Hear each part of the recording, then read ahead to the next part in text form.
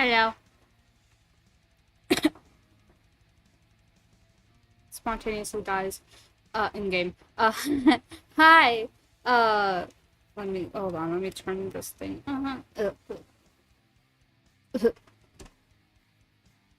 Flashbang by my lamp. Hello. Hi, Donut. What is that title? You don't like it? You don't like it?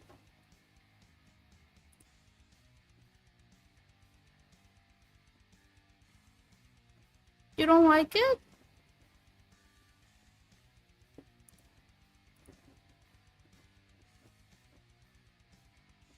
Hi, Prince. Hi, Vanitas. Also, is it? I don't know if it's still your birthday, but happy birthday.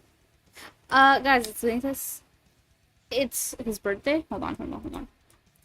Let me do the thing.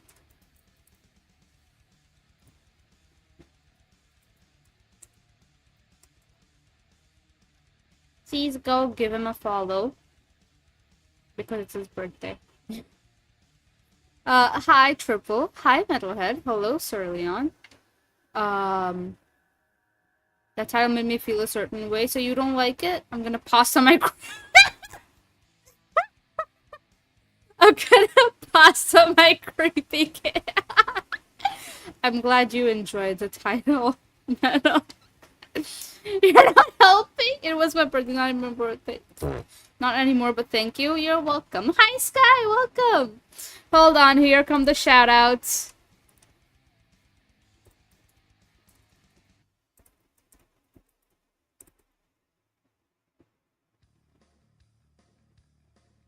You have to wait 1 minute 13 seconds before giving another shoutout. Fuck you.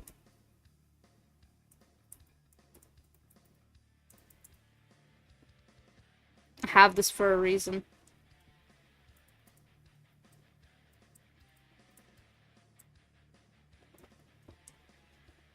Yeah, that shit has a cooldown. That is fucking insane. Fine, don't let me promote my friends and support them and whatnot. Like, Jesus. Anyways. Yeah, please go follow Medla and also Sky. They're also very great people. Both are VAs, by the way, with YouTube. With stuff on their YouTube, if you're into that. Anyways. So we have concluded that Donut hates my title. Metal loves the title. Thank you. I now know who is truly my friend. How is everyone? How has your week been? Okay, buddy? Fight me over it? Fight you over what? The fact that you hate my title? I wanted to fight over it to know. Like, you literally just told me. I don't think there's fighting required. Like, oh, I just realized it. Isn't it great? Don't you like it? Isn't it such a good title? I feel like I'm dying and I'm gonna go to bed. You should get to bed. Get some sleep. Thank you so much for dropping by. Good night. Sleep well. But yeah, we are going to be reading, oh, I looked at the lamp accidentally. I'd Creepypasta kitten too, even though I don't know what that means, but yes! Oh my god. Looking at Twitch and computer, bro. Uh-oh. Whatever is fucking up my body needs to end. See you later. Yeah, take care, please. Bye-bye, take care, and, sleep well, rest well, hydrate, I need to stop shrimping, bro. Oh my god. Okay. Hydrate, don't hydrate. Yeah, hydrate, don't hydrate. Or some shit. Or some shit, he says. Yeah, hydrate, don't hydrate. What, you hate everything I do now? Okay, I see how it is. Thank you for the stretch. I just did one, but I'll do one for you another time. Oh. Okay. Yeah. Oh. I never said that. I mean, I don't know, man. You're literally saying that though. Like that's actually what you're saying. Also, before anyone asks or has their hopes high, we do not have Monster today. We have this mango drink that I made, and we have water. I am out of Monster. Uh, I have officially run out of Monster. Um, shit, I almost turned on the speaker. It is official. Mango, get out of here. Oh, thank you.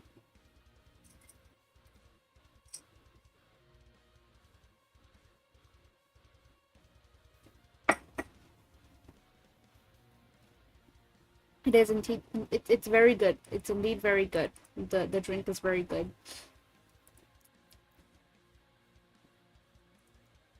Anyways, let's see what we have in the queue today. We had a bunch, but I kept putting some off because Winter wasn't here, and he's the one who suggested them, and I wanted him to be there for them. But it seems that he's consistently not being able to show up to Creepypasta streams, so I guess I will go ahead with it.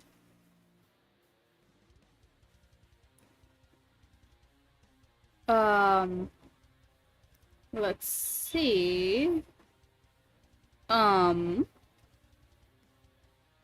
mean, I can read an SCP, probably.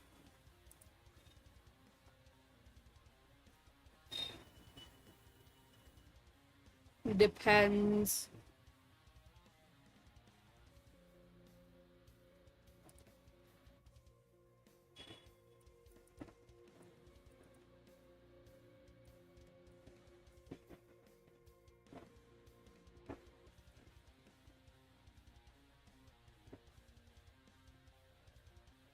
Let's read Anansi's Goatman. How big was this? That's what she said. Oh, this is like from one of those green texts on 4chan. Looks like it. Because it starts with B16, be black and have family down in Alabama. Like, what? Okay, I'm gonna hop off to sleep now. Hope you enjoy the stream and have a nice day. Bye bye. Thank you for dropping by. What? Yeah. Yeah, that's literally how it's formatted. Like with the arrows and stuff. Yeah. Like, I'm not pulling the shit out of my ass, bro. That's literally how it is. What is this? Welcome Home Restoration Project.net. Fuck is this?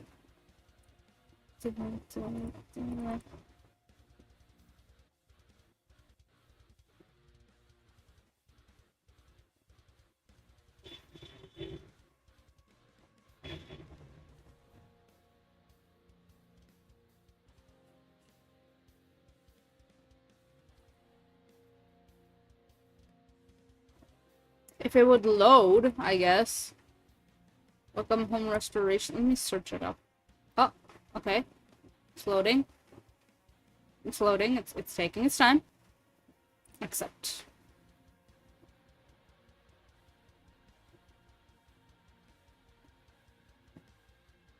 Okay, let's read this. Welcome Home Restoration Project. No idea what this is. It looks cute. I'm pretty sure it's gonna be very not cute very soon.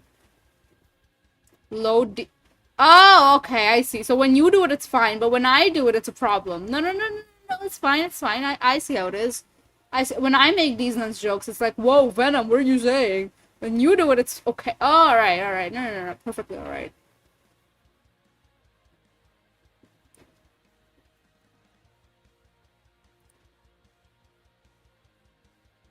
I see how it is.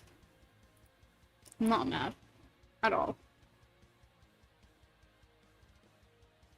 Perfectly reasonable as I always am. Alright, buddy. Okay, buddy. I wouldn't say that. Perfectly reasonable? I wouldn't say that.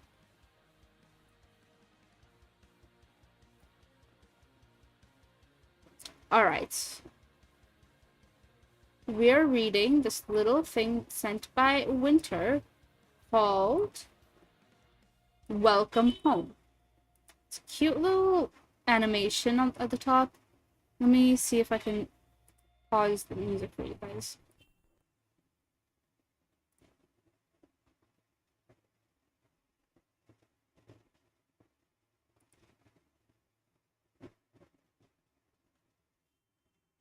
There we go. I mute the music, but I would have played something else. But there is nothing else to play that won't slap me with copyright over on from YouTube for no reason. It's really dumb. I'm genuinely thinking if I want to continue streaming only on Twitch, it would be less likely for me to do this, but I kind of have been thinking about it. Unsure though. Any attention I haven't received it, so I'm losing it. Oh, okay. A Twitch working for my computer finally. Let's go. Anyway, so we are reading this little thing called Welcome Home. Hello, neighbor. Welcome home. Is there any way for me to, like... Oh, okay. Okay, what this is kind of freaky.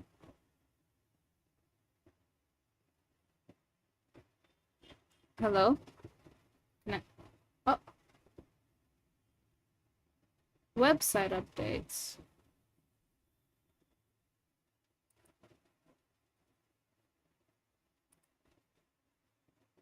What's welcome home? Can I please just...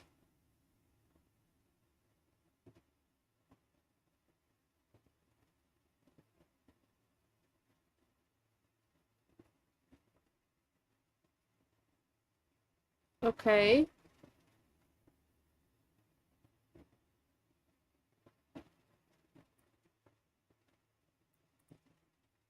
Okay.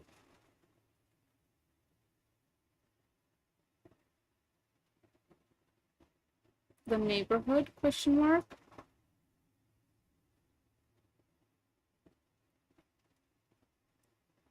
Oh, what the hell? Can I click on these? Hold on, what is this? What is this?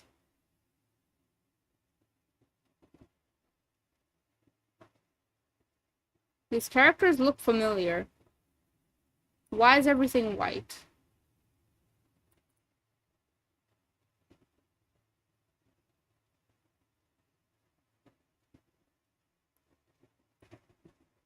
Is the friend Wally Darling is the friendliest neighbor in Welcome Home, and perhaps even the best painter too. With a smile like his, it's hard to disagree. Always eager to make new friends and show them around the neighborhood, Wally is happy to lend a helping hand, but you already knew that, didn't you? Okay. Wally is the most prominent character in Welcome Home, as he is often the focus of merchandise. Why was this sent here? I mean, this looks very familiar. I feel like I'm missing something.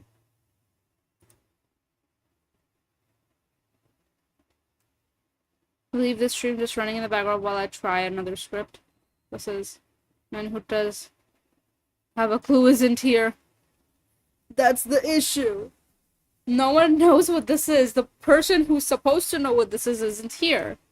So, this information comes from remembrance of illustrated pages on old merchandise. Information is subject to change and expand upon discovering new findings. Okay, home is where the heart is. The Welcome Home's residents are the heart of its neighborhood. Even if you don't live here, you're still one of its most important residents. But don't worry, with the help of this colorful array of neighbors, it'll feel just like home in no time. Am I okay, let's go here.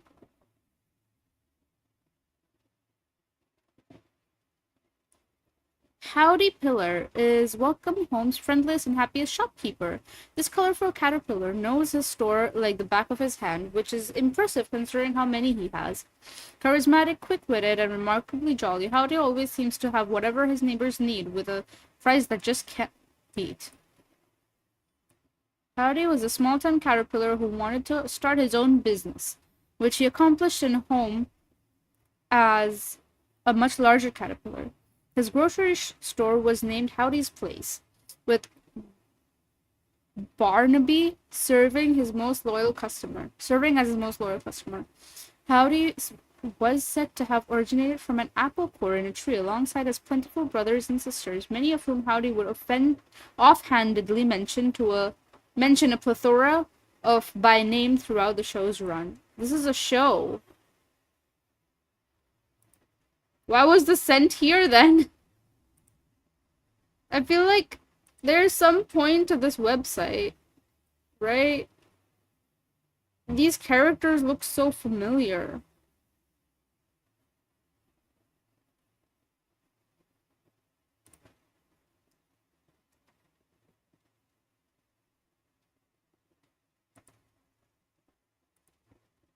Okay. There's nothing here. So I have to click on this. Clicking on this leads me to this. Is there anything to click here? Any secret hidden buttons that I must know of? With a hop, skip, and a jump, you are ushered into the colorful, serendipitous world of Welcome Home. It only takes one stroll down the neighborhood to know this is just the nicest little place you've ever seen. Watch Wally and his colorful array of friendly neighbors. Learn about the vibrant world around them. And take part in nonsensical fun. Free to explore our humble homepage and learn about the puppet show. Okay, so this is a homepage to a puppet show. Then why was this sent? I'm still a little lost. Help me. Maybe you haven't seen this guys on TikTok. I don't fucking know. Okay, I'm 90% sure he talked about this in VC and he sent us, but we both forgot or something. Probably.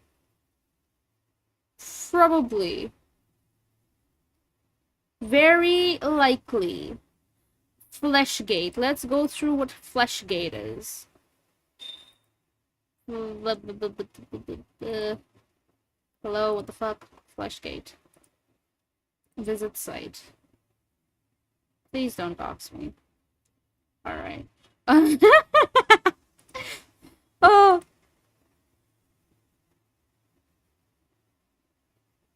Fleshgate. How big is this? Jesus Christ. Am I cooked or am I cooked, chat? Oh my fucking god.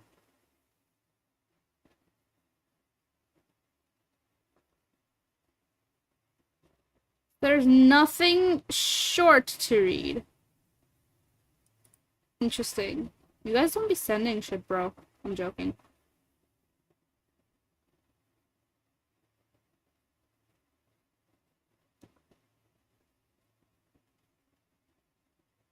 A bunch of SCP, more SCP.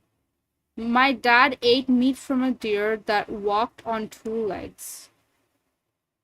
What is this?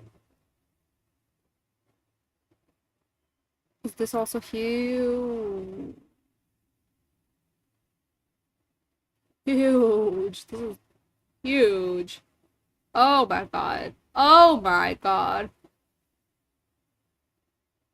Oh my god. It's bigger than my ego, bro. Alright, let me download this file. Please don't dox anyone. Cool. Hold on. Let me pull up this document that Winter sent us.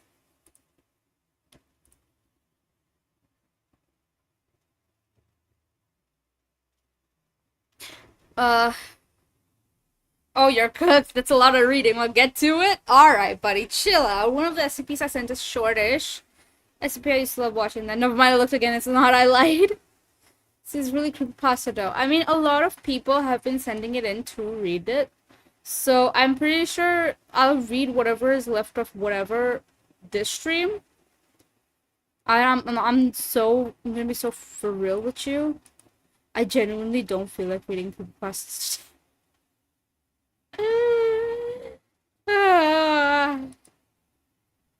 So I'm probably gonna read this thing The winter scent. I don't know. Maybe I'm getting burnt out of this creepypasta. Then just yap. All right, buddy, shut up. Don't tell me what to do. I'm joking. I will read this thing that Winter sent us. See what this is all about, and then we will move on to other things, if we must. Can I open this as a PDF file? Not like that. Like actually a file. Oh my god, this is huge! Oh, there's the Reddit thing. The Reddit page. Hello, can I... Do I need to copy paste this? Hello?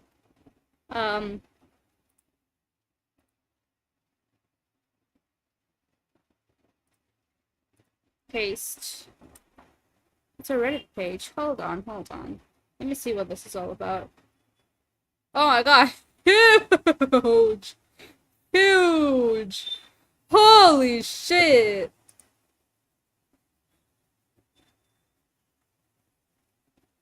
This is on the r/no sleep Reddit page.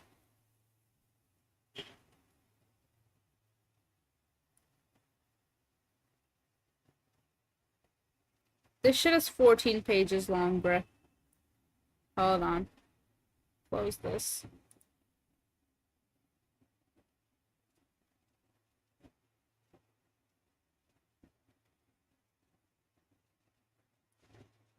But this seems interesting. I'm kind of very interested.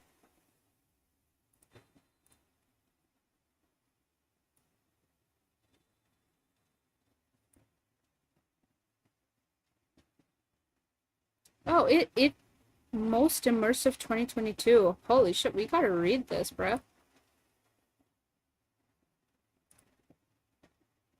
I think... Let me see. Window capture.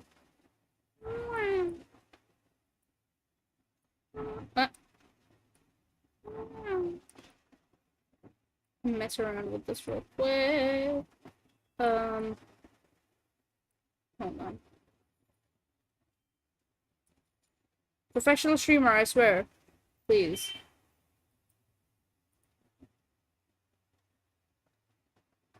Alright.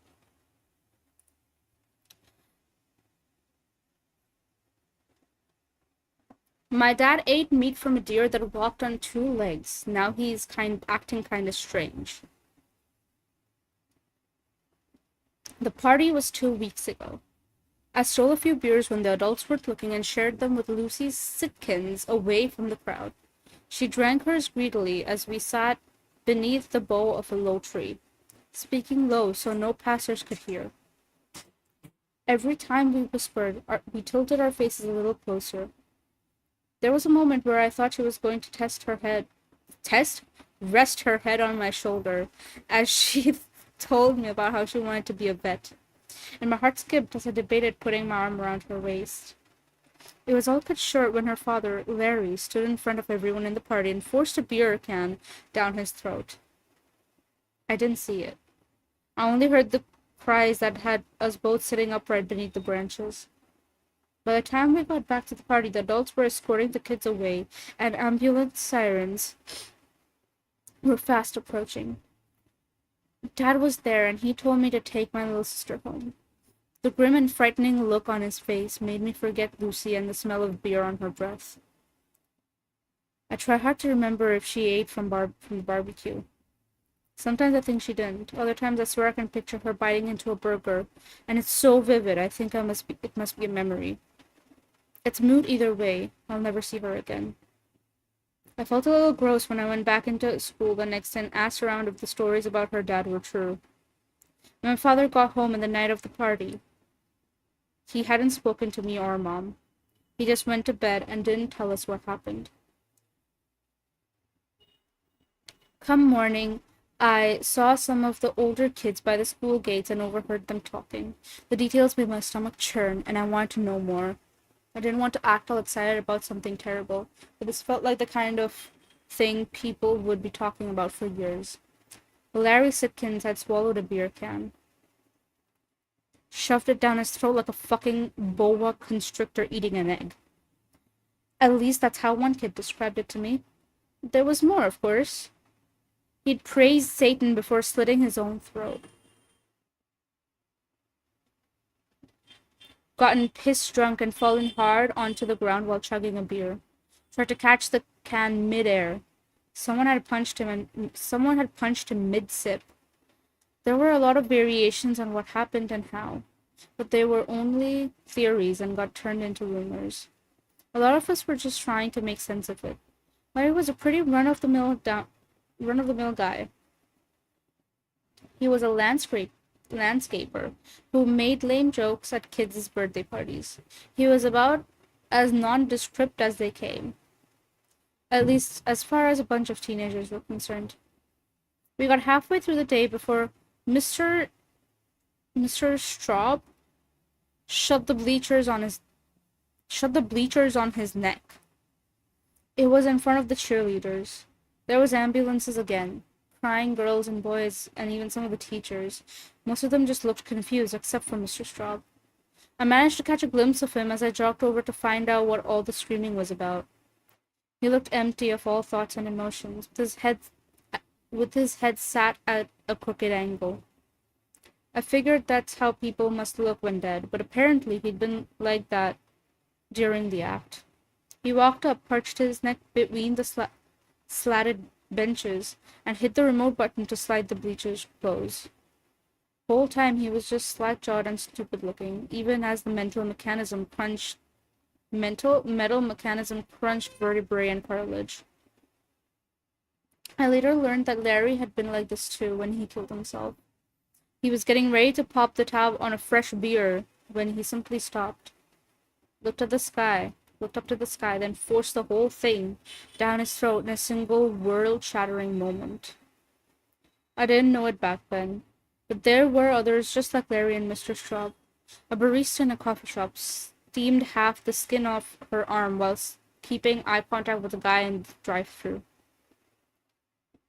A doctor at the local clinic used a biopsy needle to inject air straight into his own heart. Lots of people shot themselves, but not one of them aimed for the head. That's a weird touch if you think about it. These people obliterated their torsos or limbs with high-powered rifles at point-blank range.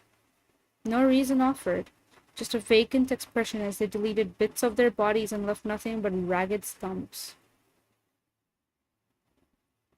There was no school the next day, which was the only real clue I got about how panicked the local authorities were. Wouldn't be long before the national authorities joined in on the panic too, but that would come later. That morning, my parents left the house at 9:30 for a meeting at the town hall, and they dropped me off at my grandma's on the way. I waited for them to leave before I told my grandma I was heading out. It was a hot day and she only nodded her approval as she sat reading with my sister. She hated seeing me play video games and always encouraged me to go make my own adventures outside. I had no plans, didn't even want to see any of my friends. I thought a lot about Mr. Straub's face as I crossed empty farmers' fields and walked into the woods. I'd been to an open casket funeral once. It was for Father Dennis, who'd christened me as a baby. Not that I remember anything about him, except his stony face resting gently in the soft white folds of his casket's interior. That seemed so long ago, and so sterile that the thought of it was a bit sad, but not a whole lot else.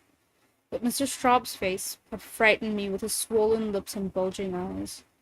Alive one moment and dead the next, with only pain to separate the two. And yet he'd looked so bored hanging there from his own broken neck, still wearing those ridiculous red shorts he'd always had on no matter the weather.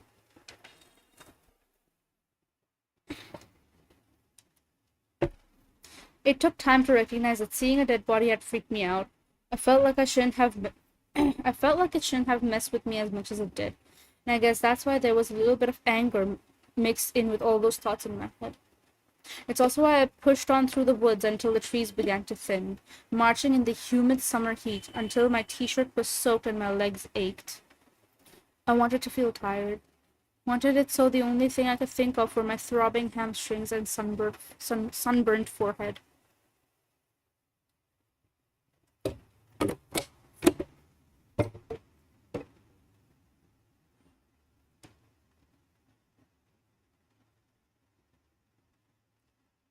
Hmm.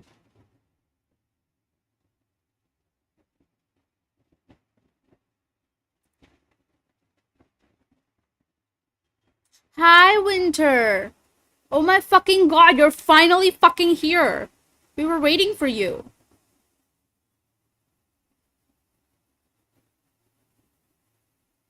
I sent my links under pressure.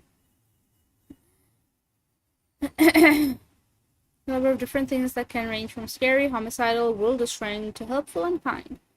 So long, don't read it mad long. I don't think it's really counts, but SCP, yet another murder monster, but that's more of a story than creepypasta. It was 14 bloody pages long. It's okay, we've started and now I'm invested. I wanted to learn more. Yeah, that's relatable. God, I fucking hate bodily horror. It should make me feel sick to my stomach. I'm gonna leave. Bye, Triple. Take care. Well, I'm here now. Thank you for being here. I kept putting off some things you sent because I wanted you to be here while I read them, but you kept not being here while I read them. So,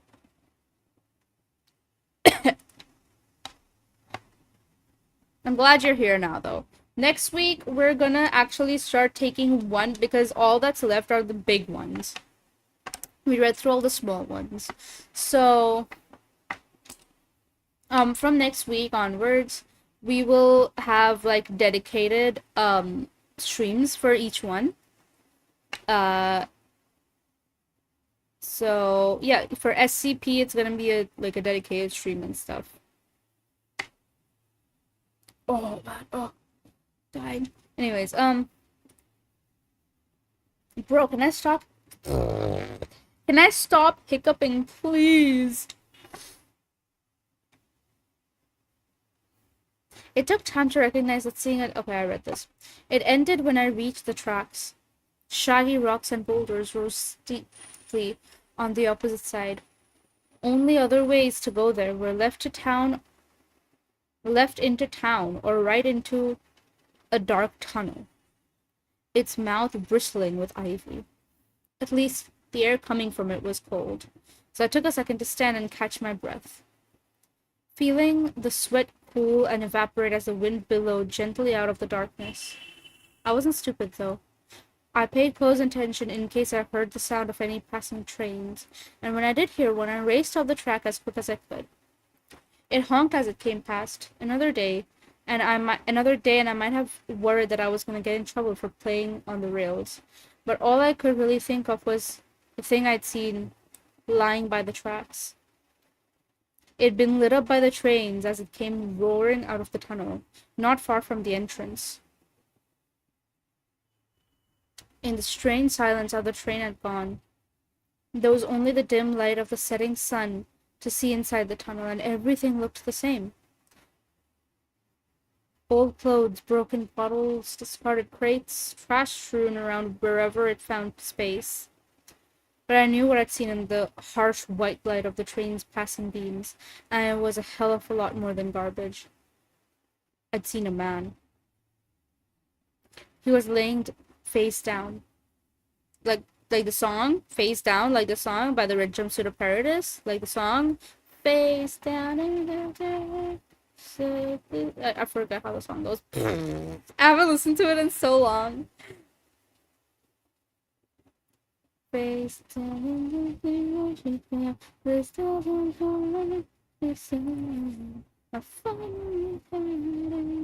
Oh, thank you, Donut. I was just about to do that. Thank you so much.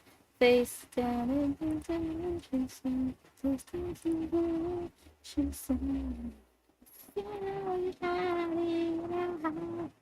one day she will tell you that she was having enough. It's coming yet again. Do you feel like a man when you push her around? Do you feel better now? Oh, wait. Winter, you're here. Winter, are you here? Yes, you're here. Nerd, what are you calling me a nerd for? Anyways, so would you mind telling me what this is for? Like, I was like, what is this? Like, what's the point of it? Because you sent it in the Creepypasta channel. And I was like, is there something I'm supposed to be reading here? Cause this seems like a homepage for a show. I don't know what to do here. You're gonna have to direct me a little, Winter. Oh, horror. I need to find the creepy stuff. Dog, what? What? What do you mean I have to find the creepy stuff?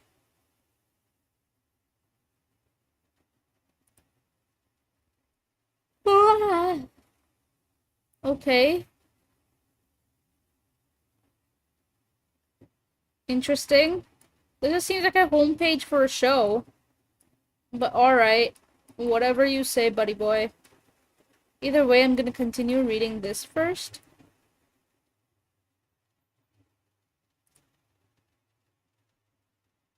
Well, you see she's a little... Yeah. Right, it's all fake. What? What? What?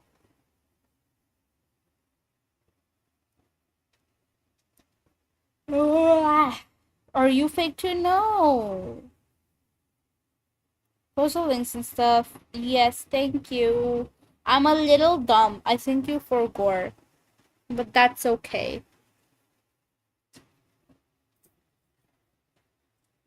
I'm just in your head, Ben. No, I think I'm in your head. I think that's the way this goes, right? I'm in your head.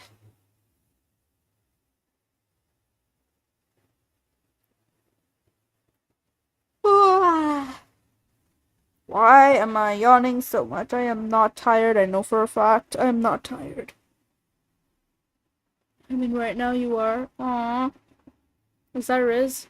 Is this Riz chat? Anyways.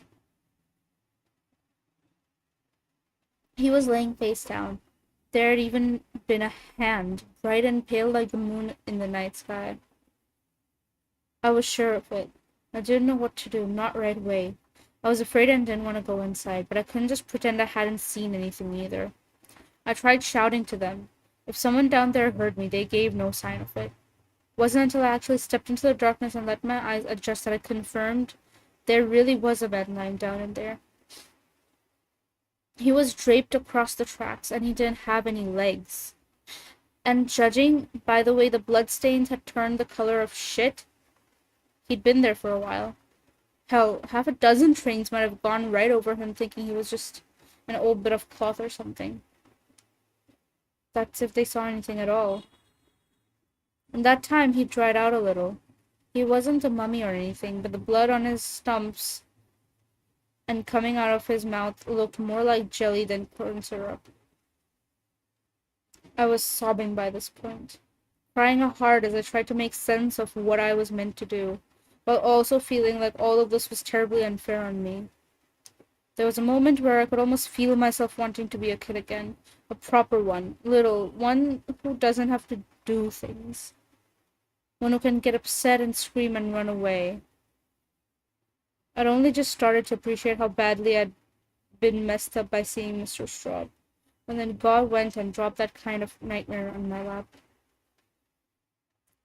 Teeth stained black with blood and open eyes that looked at nothing. It felt like a nightmare. Not just the moment with the body, but everything else too. Everything since that beer beneath the tree had felt like it wasn't part of reality anymore. But nightmares end. I was outside, gasping, vomiting, crying my eyes out when I heard something shuffle in the tunnel I'd just run out of. Part of me thought that a sound must mean someone was alive and close by, and that meant I wasn't alone. But another part of me thought something else entirely.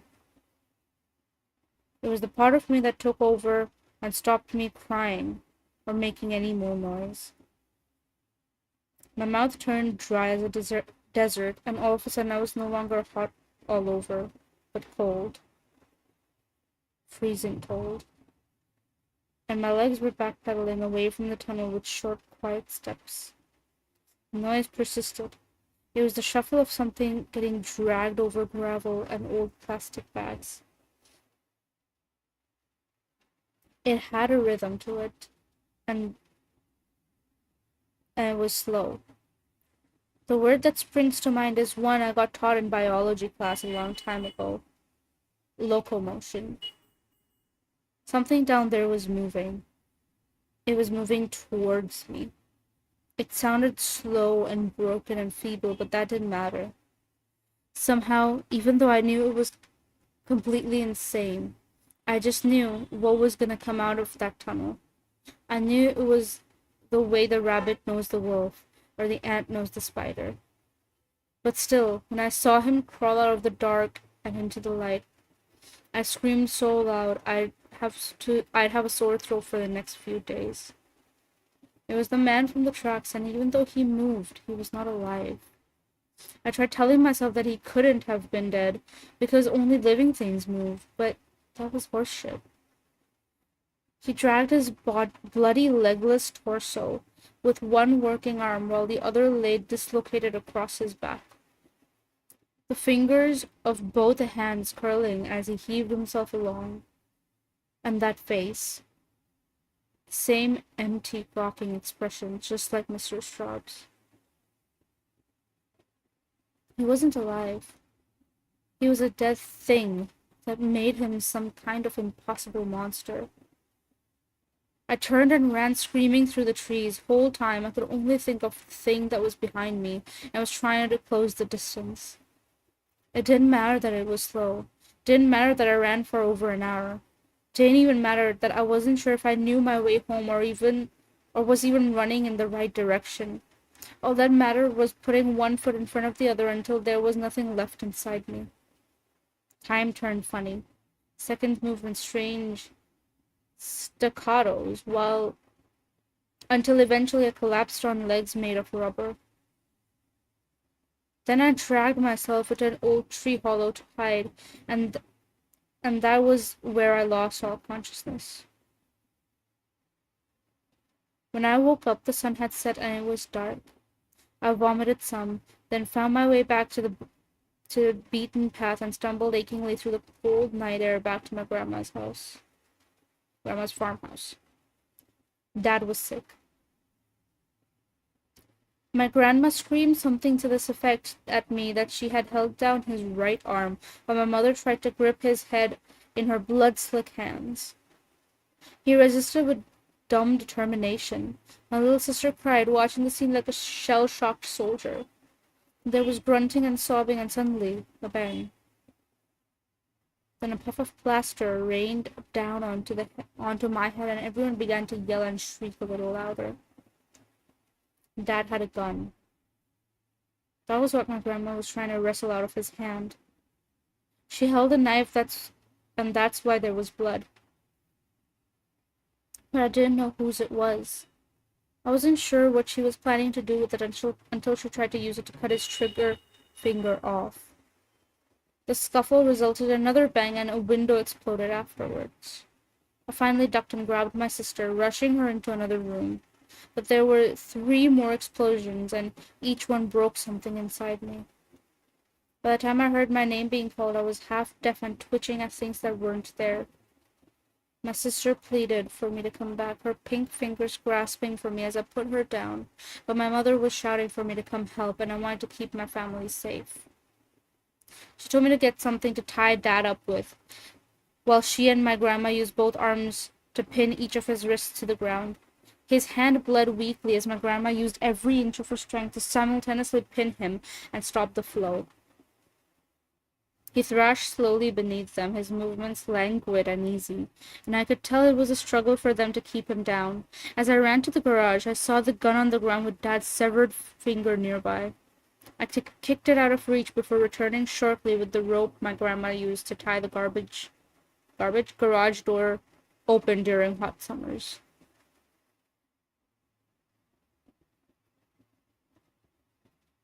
Mom tied the knots. My grandma tried talking to my dad, and it was only one of the few times in my life I saw her as the woman who once changed his diapers.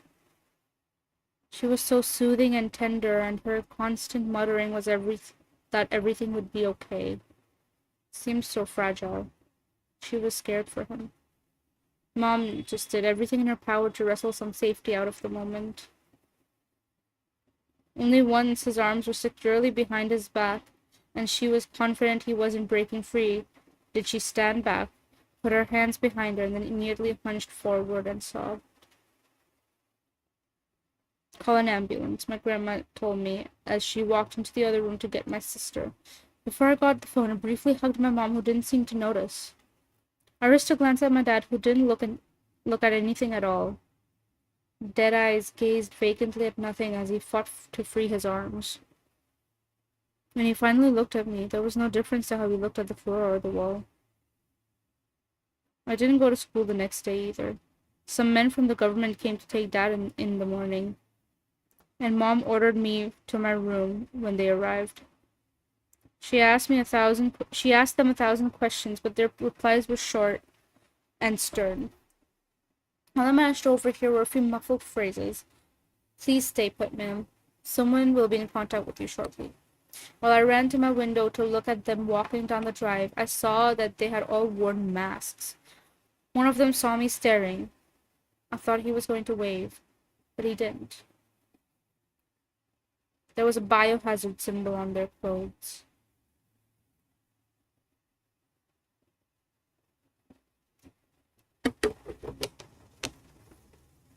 After they left, Mom focused on making dinner and looking after my sister. She kept me close the whole time. I feel bad for the mom, bro. Barking anxious questions whenever I tried to leave the room. Where are you going? Just the bathroom. Oh, okay then. It felt like she was painting normality onto tissue paper, desperately afraid of breaking it. I tried my best to seem like I was okay. The last thing I wanted was to feel like some kid who needed his mommy.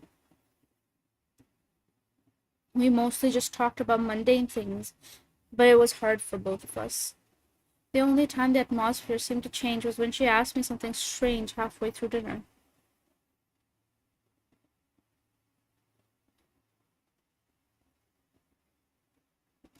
Did your father, when you both went hunting a few months back, what did you do with the meat? I don't know, I shrugged. Dad took care of all that. Why? The men who took him asked a whole bunch of questions about it. Then, with a fragile smile, have you done your homework? They told me your teacher would send you some assignments online. Just like that, the thin pretense of normality came back. But I was left with a wriggling feeling in my stomach. It didn't go away as the evening marched on. In fact, it only grew worse until I found myself in bed, rolling from side to side and thinking about Mom's question. The men who'd bundled Dad off hadn't seemed like the kind who messed around. They must have had some idea what was going on, so why ask about meat? On some level, I knew the moment she'd asked me why it was relevant. Dad loved to hunt, and he always brought meat to parties and barbecues. Wasn't it obvious? He'd brought something back from the woods, hadn't he? I hadn't gone hunting for a long time, nearly 3 months. Every time he'd asked, I refused, and I think he knew why. On the very last trip, Dad shot 3 deer, but we only brought back 2. One for us, one for the town barbecue. The third he shot, but he left it on the forest floor because by the time it had died, I was pale and shaking, and even Dad couldn't keep the tremor out of his voice. Neither of us had expected the deer to stand up on its hind legs and walk towards us like a man, its gait a heavy and broken thing as it lumbered over the forest floor. And it had kept coming, even after Dad shot it 6 or more times. One of the rounds struck it in the head, but it still shambled forward with 2 misshapen legs as its brains painted the ferns and pestilent gray. When it finally fell, even Dad had gone pale, and in the silent aftermath I had to go off and be sick in a bush. After that, we cut the trip short. Dad walked me gently back to the truck where the 2 deer we'd shot and trussed earlier that day lay waiting in the pickup. I don't think either of us even remembered they were there until later. He still asked if I wanted to head out with him each weekend, but he never seemed surprised when I made some excuse. The only time we talked about it was not long before the barbecue when he drove me to school one day. He didn't deal with it head on. He skirted the topic. Sometimes deer get sick, he told me. A little like old folks do. Remember Grandpa? He got real scary towards the end, didn't he? Well, deer get sick too. But we don't have to worry. Same way you couldn't catch what Grandpa had, well, couldn't catch what the deer have. Well, we can't catch what the deer have. Us humans are safe. Just an uncomfortable part of nature.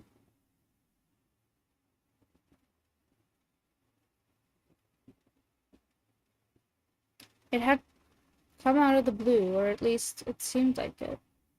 I figured it was Dad's way of trying to get me back on board with hunting. I knew he liked me going with him. I'd liked it too.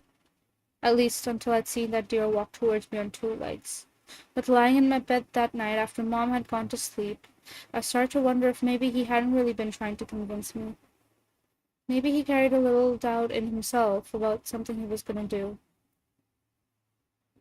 What if he'd been trying to convince himself it was okay? 2 deer. I tried remembering what they'd been like. I hadn't checked them after we got in the truck. Why would I? It seemed as normal as any others as we tied them down, but I hadn't really been paying attention either. I'd been hunting since I was 7. Helping Dad was automatic to me. And to top it off, I hadn't known what I was meant to be looking for. I squirmed beneath the sheets and tried so hard to remember every detail of that trip. Most of all, I tried to remember what the first 2 deer Dad shot were like. They'd gone down so quick they seemed normal, but Grandpa had been sick with Alzheimer's a long time before he got scary, and I had to figure the same could be true of those deer. Who was to say that the one on the hind legs was the only sick creature in the woods that day? I couldn't have forced these thoughts out of my head with a crowbar. With a crowbar? Like as in Ronin reference? Hello? What? Anyways. Hi, Cosmic! Welcome!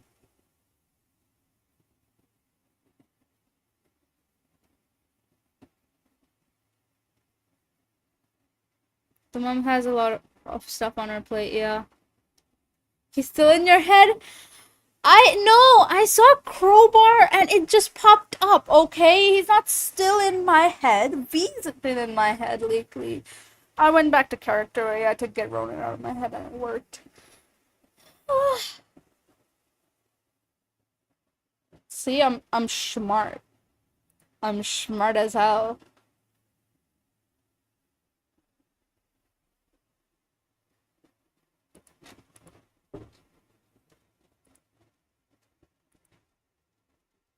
You're so smart. Yeah, very smart. So from all on. Shut up. Oh.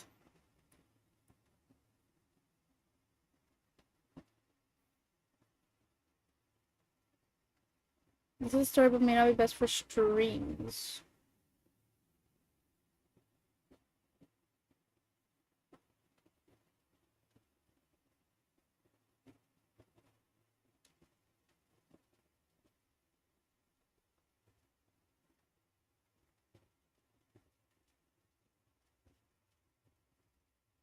Interesting. Anyways, I need to wear my glasses. Oh, alright, guys, give me one moment. One moment. One moment. Uh, where is it?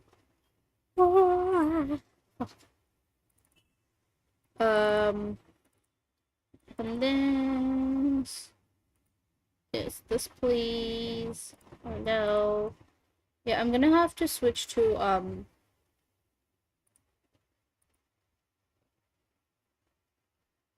this bitch.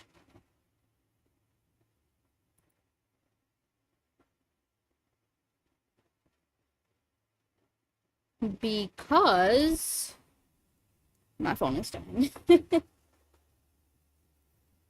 That's why. Tracking is gonna be difficult. Also, I need to wear my glasses. Also, I need to stop shining this fucking light in my face. It's killing me. Oh, I like dim lights. Holy shit!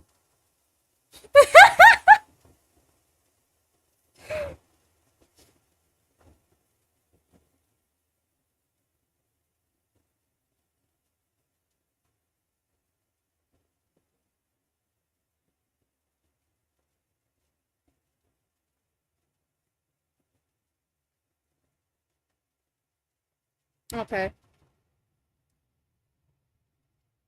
There was a stream open in it, that's all.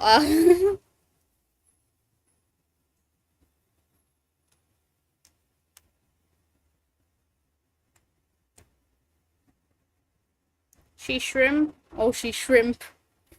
Is that a problem? I'm sorry. I guess. You're gonna have to deal with it.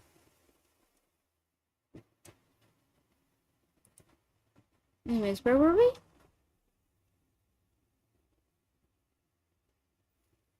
I couldn't have forced these thoughts out of my head with a crowbar. At some point, I accepted I wasn't getting any sleep that night, and I settled down to torture myself some more until I realized it didn't have to be that way. Dad had an old freezer in the shed, and he sometimes kept meat in there. Not for long, and usually not for eating. He'd use it for things he wanted to skin or try and make a trophy out of it. Which he rarely did, since Mom didn't like that kind of thing in the house. But if the deer weren't in the freezer in the kitchen or the garage, then they might be in the shed. And if I did open up that chest and saw two deer bodies in there, that meant whatever was going around and was making people hurt themselves couldn't have come from our little hunting trip. I snuck out of my room as quietly as I could. Mom was on the phone with my grandma and she was crying.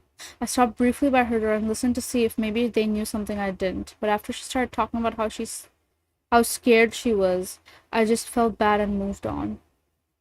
At least it meant she was too busy to notice me creeping down the stairs. I never liked the shed at the end of the yard. It was rarely used, even by my dad, who kept the lawnmower and some old junk in there.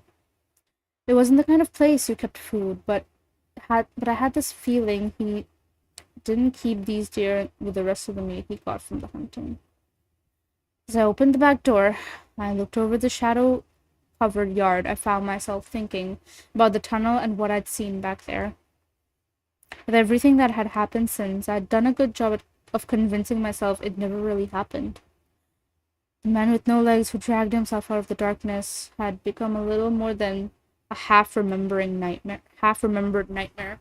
Yeah, that's what happens when you go through something traumatizing.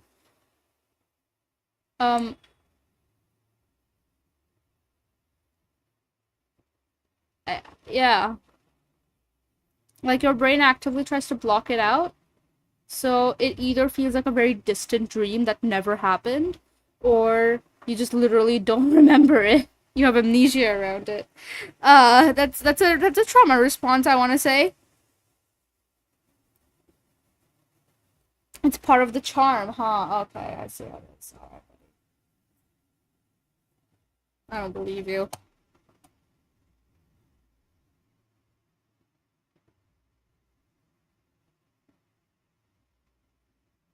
Imagine dating a girl, right? Dating a girl, and you have to listen to her rant about, like, how hot she thinks anime men are.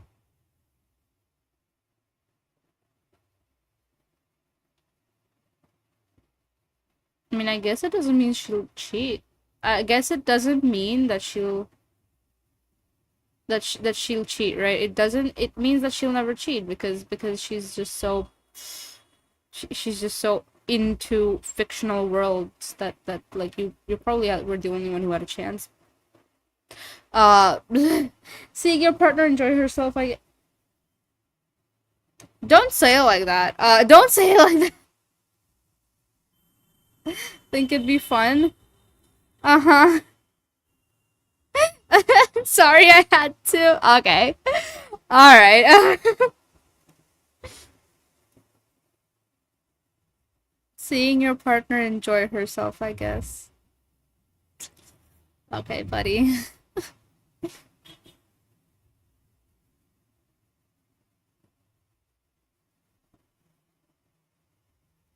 Don't focus on it. Seeing your partner enjoy herself, I guess, he says. Wild.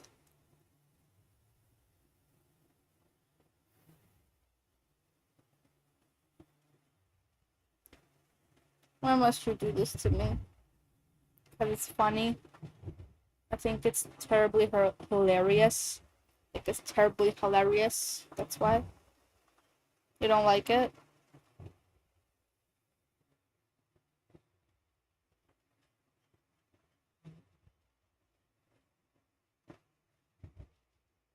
Mm-hmm. Mm-hmm.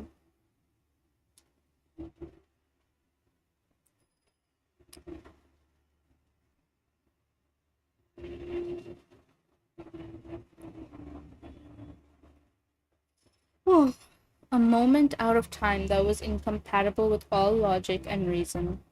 But suddenly it was back with me. All the emotions and thoughts that raced through my head as I'd stare at his rotten flesh and glassy eyes. The walk to the shed wasn't easy. Holy shit, hold on.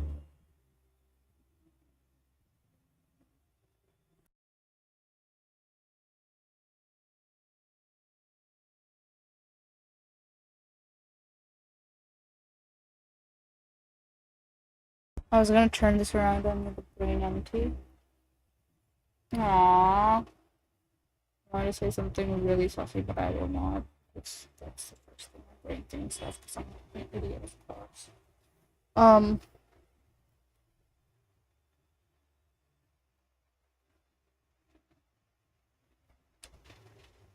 Dude, there's music playing outside. It's really annoying. If you're gonna say anything sus, I'm gonna delete that message I was typing. No! Type it! Please! Don't do this to me. You will hurt me.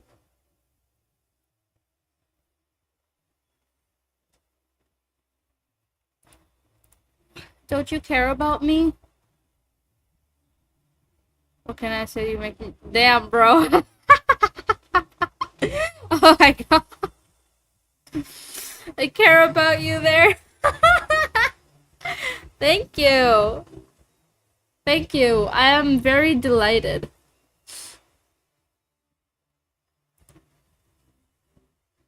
You can hear the music outside, bro.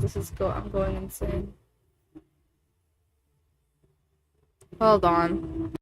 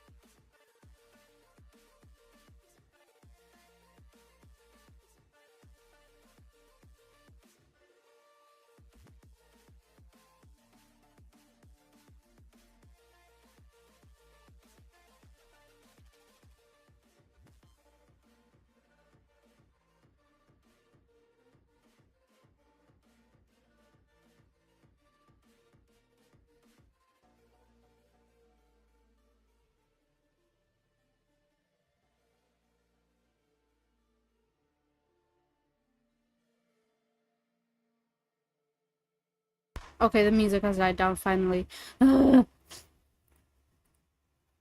There was this thing passing by that they often have passing by, and it makes this really annoying loud sound, and it's just really fucking dumb. Whatever. Anyways, let's continue. I've listened to your like 20 times today. Dude, I'm so tempted to play it on stream, but I know fucking YouTube will slap me with copyright if I do. I really want to though, like holy shit. You know what? It's coming back? For real. What? What's coming back? What's coming back? My sanity? Never. Like uh, also hold on. I do want to like do something. I want to make something show up in chat like frequently. Alright, great tones. I'm gonna have to mute you real quick over here. This is the Lynx one.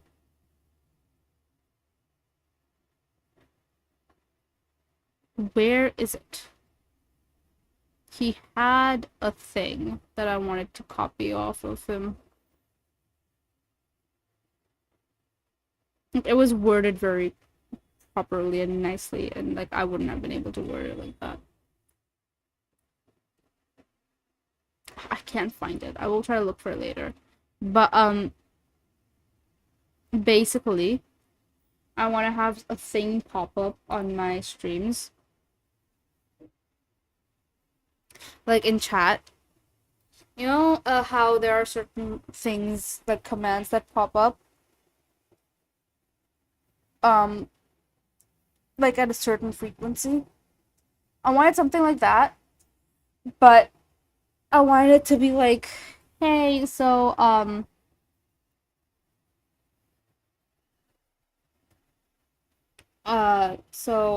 basically a thing for lurkers. So Twitch, it's a little annoying. So basically, it's like don't mute the stream itself. Either keep the stream volume at 1 or 2%, or mute the tab, and let's refresh semi-regularly because if you have the stream muted or it's on an active tab or something like that, it's gonna not count. Like the lurkers are not gonna be counted as viewers. It's a little dumb, but yeah. So I wanted to set that up. Also, I'm gonna need a break real quick. Give me a bit. I'll be right back.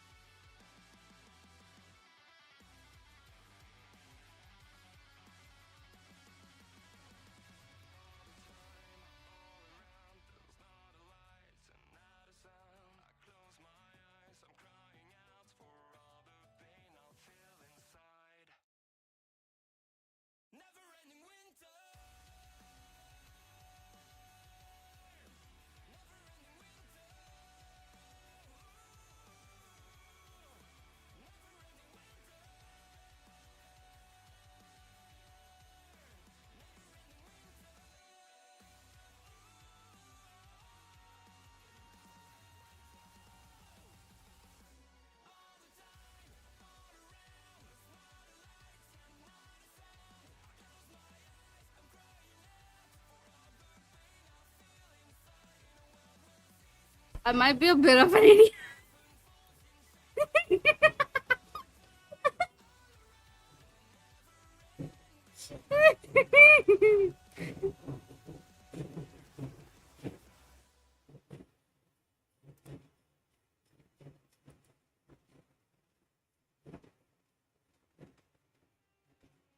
Yeah.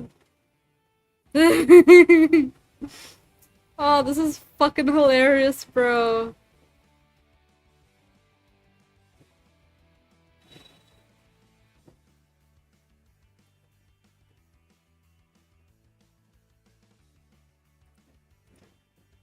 I'm dying over here, bro. I'm going insane. Holy shit. What the fuck, man? Oh my god. Dude, I might be an idiot. Like, I might genuinely be a fucking idiot. Oh my god. Jesus Christ.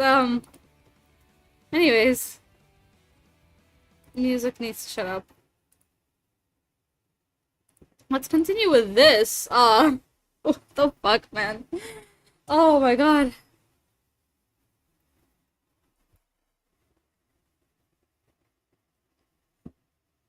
Ooh.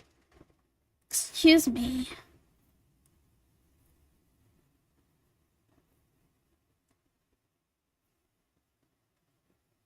The walk to the shed wasn't easy. I found the urge to turn around the entire way there. Each step was like walking on feet made of lead. At the door, I paused with my hand poised by the lock. The house seemed so distant behind me, and I became painfully aware nobody knew I was alone out in the dark. Inside was nearly pitch black. My phone helped me light it up a little, but I didn't touch the nearby switch in case Mom saw it from the window. Cobwebs hung low from the ceiling. The shadows crawled across the floor and walls as I moved closer to the freezer. The entire time I kept expecting something to happen. I even imagined the deer rising from beneath the lid. I pushed it open to stand unnaturally tall. Pushing it open to stand unnaturally tall on its hind legs, where it looked down at me with the same dead eyes I'd seen in my father. The thought scared me so bad I nearly hyperventilated myself straight into a panic attack. Before I had time to really worry about any of that, I found my hand on the freezer latch. I pushed it open and looked inside. The misty vapors cleared to reveal a pile of meat and fur encrusted with ice. There was only one head visible, but I so badly wanted confirmation that there were two animals in there that I took a deep breath and reached in to try and pry some of it loose. Some of it came away from the sides with a sound like duct tape, but no matter how deep I rooted around in that mound of bones, antlers, and rock-hard flesh, I couldn't see a sign of the second deer. Had Dad really served everyone's sick meat? Was that why Larry's kins, Mr. Straub, and all those people had killed themselves? The thought made me feel ill. I slammed the freezer shut and walked back to the door in a daze, trying with all my might to swallow the painful weight that settled in my gut. I had one foot outside when the freezer door rattled against the latch. The entire world spun around me. My heart sank and my skin froze in a sensation that was growing increasingly familiar. I turned to face the sound, both hands braced against the door, and watched as the hatch slammed into the lock once again. The light inside the chest came on for the briefest of moments, and I glimpsed thrashing fur and teeth. Then it happened again and again, and each time I saw bits of hoof and bone and strange musculature that frightened me so deeply I fell down onto my ass and didn't even realize. When the latch finally gave away, the lid flew open and stayed there. Light poured out of the box, and I waited, breath held, for that thing to emerge, to come roaring out of sight and bear down towards me on unnatural legs. But nothing happened. The silence stretched on for what seemed like an eternity until at last there was a crash louder than any before, and the entire freezer rocked back and forth, and slowly fell over. The deer, or parts of it, fell out with a hard, wet thump. Bits of his chin and face shattered on the hard, packed ground, sending little shards of meat and bone skating across the floor on melted streaks of blood. Some of them even reached my feet. The thing inside moved with the sound of snow crunching beneath your feet. Its thick neck and broken head twisting side to side, scanning the shed's interior with faulty eyes. I've never seen anything move like that. Not before or since. It was worse than the man in the tunnel, worse by 1,000 times. The deer was still mostly frozen, but some impossible force was making fight the crystallized water in its own cells, and the result was skin that ripped like tissue and muscles that cracked and crunched as they tried to flex and contract. It lifted its head and tried to scream. The breathy sound that left its fuzzy black lips made my heart start skipping beats while my bladder emptied. I couldn't help it. I couldn't stop myself. And when I looked down and saw pieces of melting flesh start to writhe and wriggle, I tried with all my might to stifle the cry building up in my throat, but still escaped as a desperate, high-pitched whine. The deer turned its head towards me with a violent swing. Another breathy shriek, and it began to thrash its stiff, frozen legs in a terrifying attempt to get closer. To say it had a predatory look would be inaccurate. Anyone who's seen a predator in action knows that nature is mostly indifferent when it kills. A bear tears into its prey with the same dull look of someone opening their McDonald's. Predators don't hate the things they hunt. But this thing, I could feel its hatred, its malice. It was nothing like what I'd seen in my dad's eyes or even the eyes of the man in the tunnel. But it had spent months in that box, hadn't it? This was the disease when you skipped 3 months ahead. Anger. Hatred. Jesus Christ, I couldn't even say if it was gonna eat me.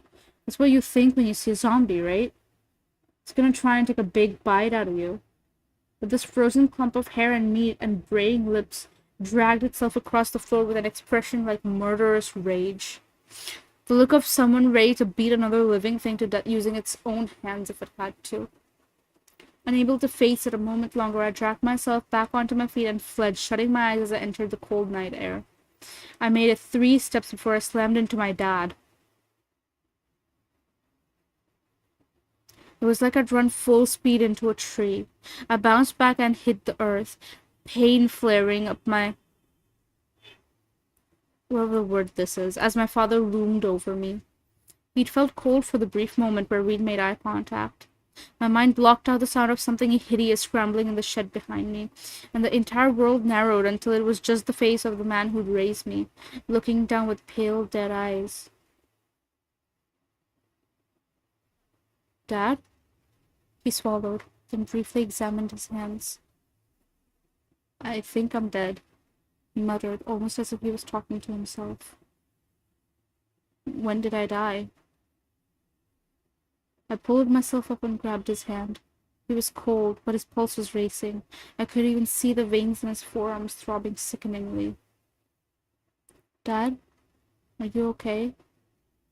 They told me I'm sick, he said, his eyes gazing vacantly at the empty space behind me. I think they're right, but there's more. He looked at me, the intensity of his gaze so powerful that I let go of his hand and took a step back for the first time in my life. I was scared of him.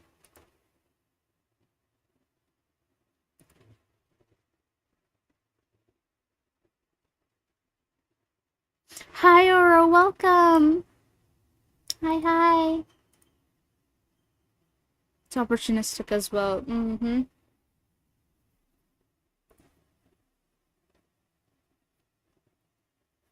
I'm not alone in here, he said, his voice pleading for help. Slowly, his expression twisted into a grotesque mask of agony and desperation. Oh, Jesus, it isn't just me in here.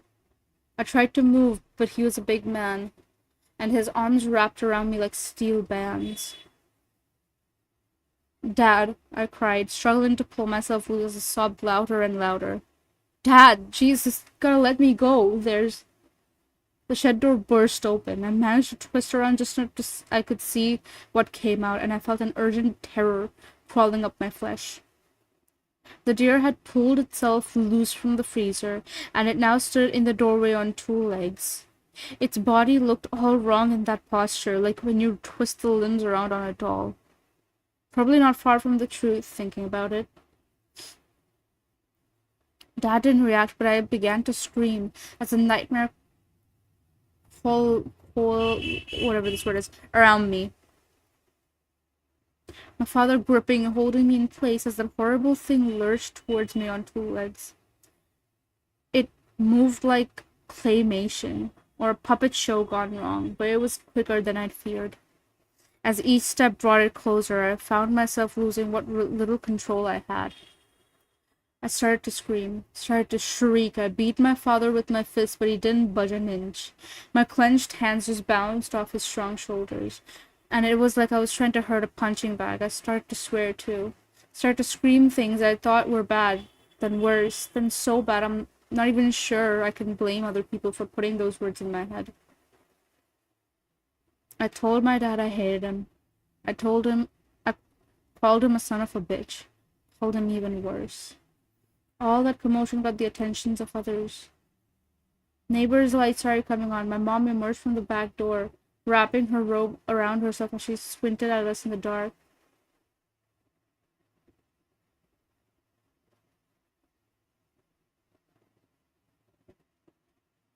What the hell is going on? She cried as she stumbled towards us. But when she saw that deer, she started screaming too. I don't know why, but I thought that other people appearing would help somehow. That as 2, 3, half a dozen people came stumbling into the open lawns, peering over waist-high fences. It stopped the slow but inevitable onslaught of that monster. It did no such thing. I had to listen to their confused shouts and cries while gesturing and begging for help. The entire time, the sound of the creature over my shoulder getting closer and closer. Meanwhile, my hands tried to pry away my father's thick arms, but each time I got leverage, he simply flexed and his grip tightened around me. He was muttering something the whole time, but I couldn't hear it. Finally, my mom screamed and ran, swinging an old rake at the space behind me. I heard the impact, the splintering of the wooden handle. Then she stumbled backwards, and I had to twist to get a look at the deer that was now just 6 or 7 feet away, the spokes of her rake still sticking out of its face.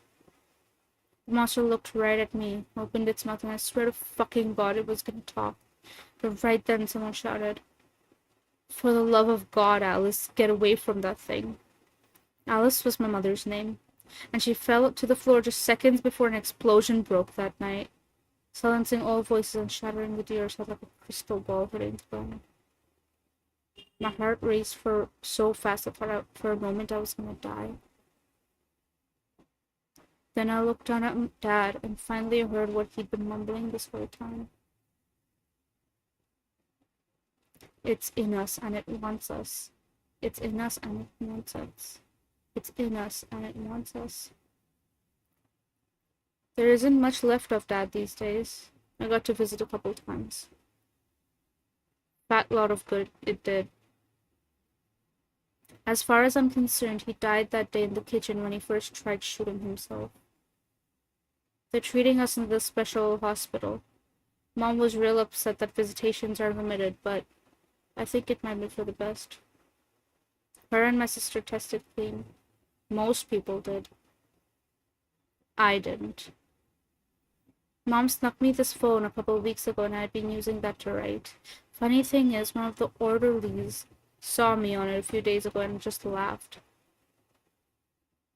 I think that maybe the government aren't too worried about this story getting out. At first I didn't really get why until I started actually putting all this down into writing. Got to the part where the half-man came out of the tunnel and realized no one's gonna believe me. Still, I gotta try. Partly because I want to protect people. Whatever this disease is, it's a hell of a lot more than some twisted prions, and I think the government knows that. Dad certainly did. Most infected did too. That's why they killed themselves. They wanted out. The voice that comes with this illness is like, it's like if your brain is just words in a book and then someone dipped that book in a can full of used motor oil. You just want to give in, hand it all over. It wants your body, so whatever you do, don't fight. That's worse. Give it up. In hindsight, we should have let Dad kill himself. What he went through was, well, it was probably a lot worse than the others who got to die. I sometimes think about going into his room with a pillow, but security is pretty tight around him. As for me, infection is still in its early phase. It takes everyone differently, and for me it's taking quite its time. But they think it's because of my age. Still, I can sort of feel it under there, growing. I think it's why I'm writing this. It wants me to. The sickness, it lives out in the woods. Way, way out, in parts of the soil where the sun hasn't shone in millions of years. It's old enough to remember a time you could walk from whatever this place is to what's now called Glasgow.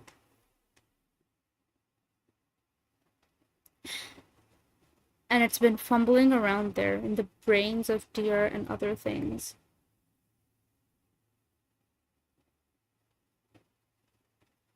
The sickness tells me this. Tells me it's learning about this new world. Tells me how my mind tastes. But most of all, it tells me it's getting closer.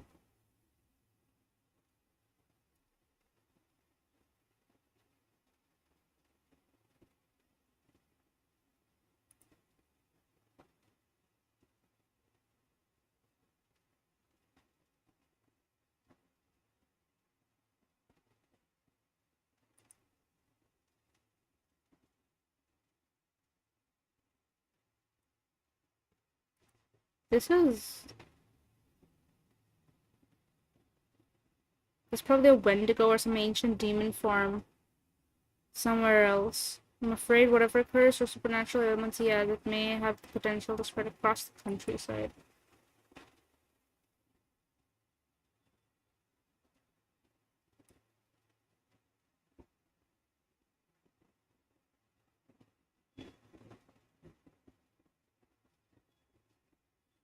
Wait.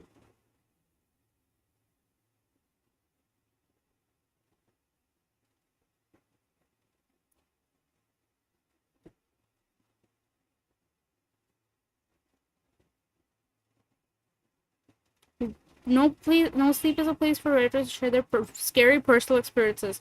So this is the personal experience. This actually happened. Get out of here! Fucking lying to my face right now.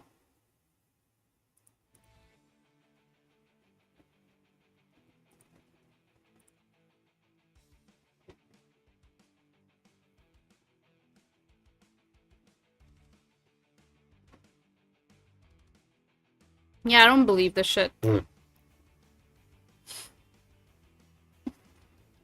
No sleep is an RP subreddit, basically. I see. Okay. Okay. I don't interact with this with these subreddits very much, so I genuinely don't know.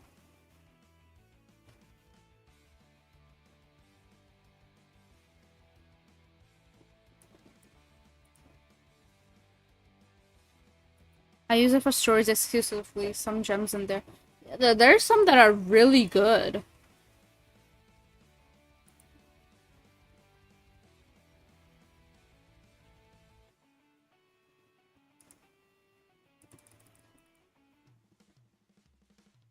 Trying to find writers, but it's all wishy-washy. Mm-hmm.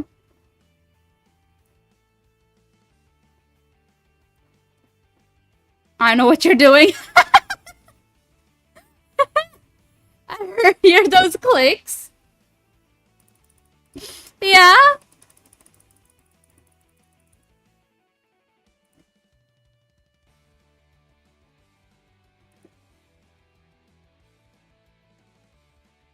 Fucking love it. Hell yeah. But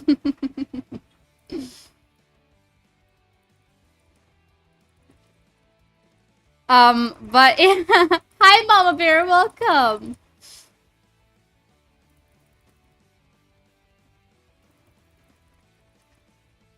Welcome. I just finished reading a creepypasta of sorts.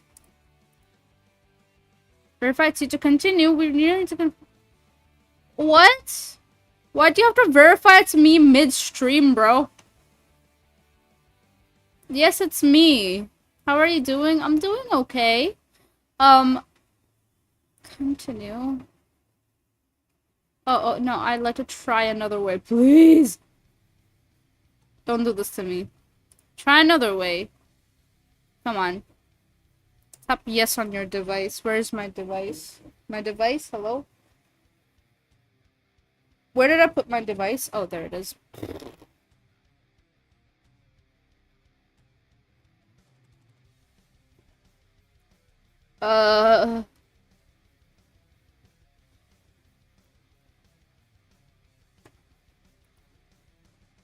Do you have your phone? Yes, I do have my phone.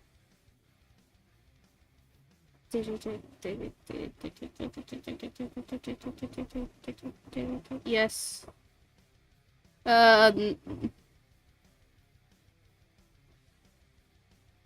Check your phone. Bro, I just did this.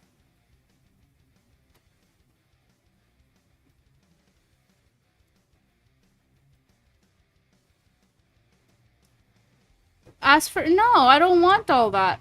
Bro, what is happening? Oh my fucking god.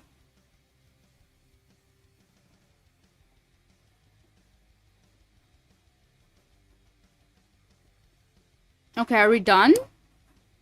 No. No, I think we are fine this way. Dude, that's so fucking annoying. Google and it's fucking bullshit, bro. I open the YouTube stream, right, and it's randomly like, oh, we need to verify it's you before you proceed with anything else. Like, what? No. Midstream, really? It's been an hour. It's fucking dumb. No, please, can I please— oh my god. Okay, whatever. Are you sure it's you? I think, yes, I'm pretty sure it's me. It would be very concerning if it wasn't. Hi, Gray, welcome! Hold on.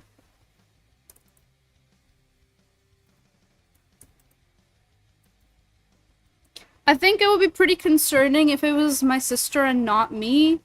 You know, because as little as you guys will be able to tell if it was her, that's still not good. I'm still not ready to hand over my belongings yet. Like, feeling better? I know you're feeling under the weather lately. I've been okay. I mean, the thing is, it's like it kind of comes and goes in phases, right? When I'm streaming, I'm okay for the most part, but then the moment I'm off stream, it's like, ugh, you know? Like, I don't know how to fix it. I think it'll be over in its own time. It'll take its time, but you know. I would find that concerning too. Are you Vince's? Sus. Hand her over in the VA with your voice? No, she's not a VA. She's not a VA. My sister's not a VA, though our voices do sound pretty similar. We can't handle two of this voice. I would fucking die. No, she's not a VA, though we do sound pretty similar. For those of you who don't know this, so my sister, I have an older sister, and, like, she's like 3.5 years older than me, but she has spoken to chat on stream before, and let's just say y'all can do twin audios? Bro, that is insane. Hell nah. And we sound very similar. You gotta listen very closely to tell who is who. But there have been times where it's gotten to a point where even our mom was like, I could pick my mom's phone up. Like, if my mom were to call my sister and I would pick it up for her, she would just talk to me like I'm her. Be like, oh yeah, and tell her this and that, and tell Venom this and tell Venom that. And I'm like, uh-huh, yeah, I'll tell Venom this and that. It's really funny. And like, I think the difference is that I don't know, I honestly don't know the difference, but there is a slight difference in the way we like in our voices. It's very slight. Um and I think the way that we talk. She doesn't talk like me, as far as I know. There is a tiny difference if you listen very closely. Twin audios, bro, I'm not doing twin audios with my sister. That's weird. Dude, this reminds me of the time I got called to syscon, and that is like a wild fucking allegation, by the way. It was so random too. I was talking to a friend on like over Discord, right?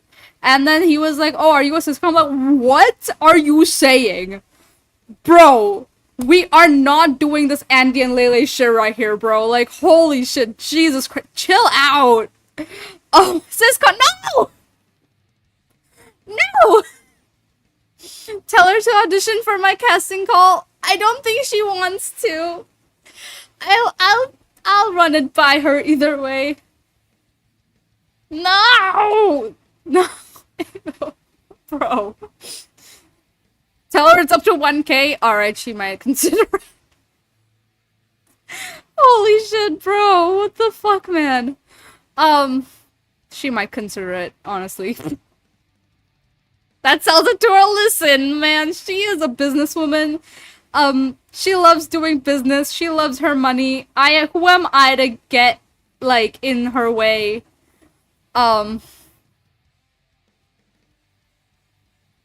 Yeah, I'm nobody to get in her way. All I can do is show her to newer opportunities. You know? And like, also Gray, why the fuck is Gray here? He's still streaming, what? Hold on. I need to refresh this tab, hold on.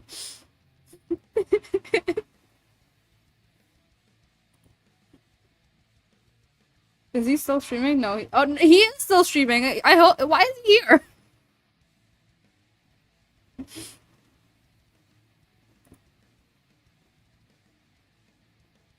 You were in Discord while streaming. I don't know if you have grounds to talk. Listen, I was on break. I was taking a bathroom break, and I casually forgot I was streaming. I opened thing. Leave me alone. Like, I am allowed to be a little dumb and a little silly, okay? I am allowed to be like a little whatchamacallit, bimbo coded. I saw the yellow in the corner of my eye and went, wait a moment.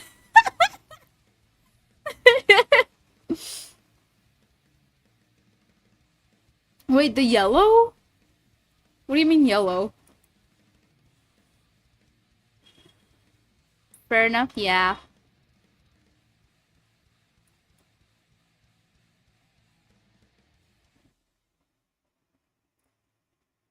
What yellow did you see, bro? What are you talking about? Bimbokoda is a wild thing!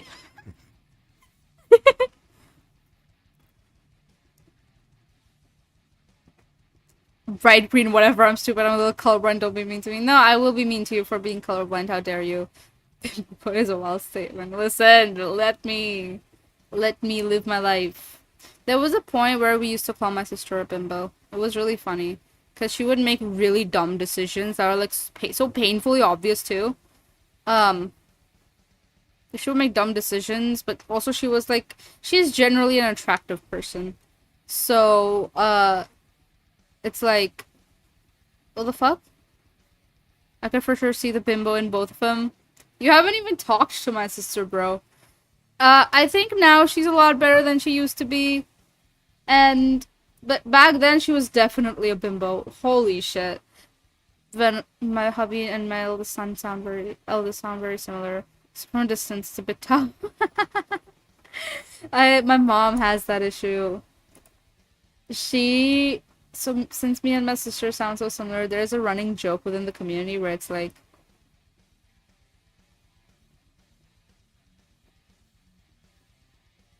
where it's like, hold on, what the fuck is this? Improve your, no. Oh, let me stream. Please, fine, okay. Please, just let me stream, bro. Don't do this, bro. You're pissing me off, bro. Yes, hello, YouTube studio. Hi, yes, thank you. Thank you for cooperating. Top chat? No, I'd like live chat, please. Alright.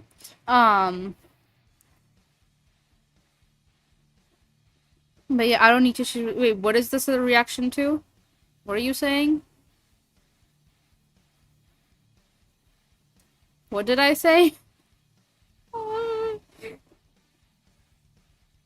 But yeah, well, throughout our lives, we've, like, probably someone saw us exactly. What? Huh?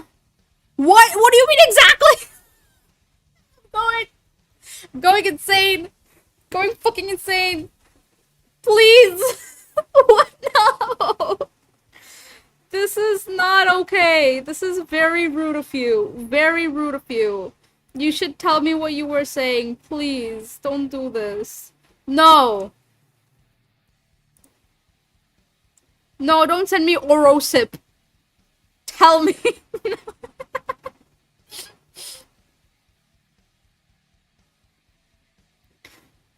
Get sipped on? Bro, that is insane. That is mean. That is really mean. But, oh god. But, yeah. Very similar voices. Donut, since you know the difference between our voices, could you, like, tell me? Because I genuinely don't know.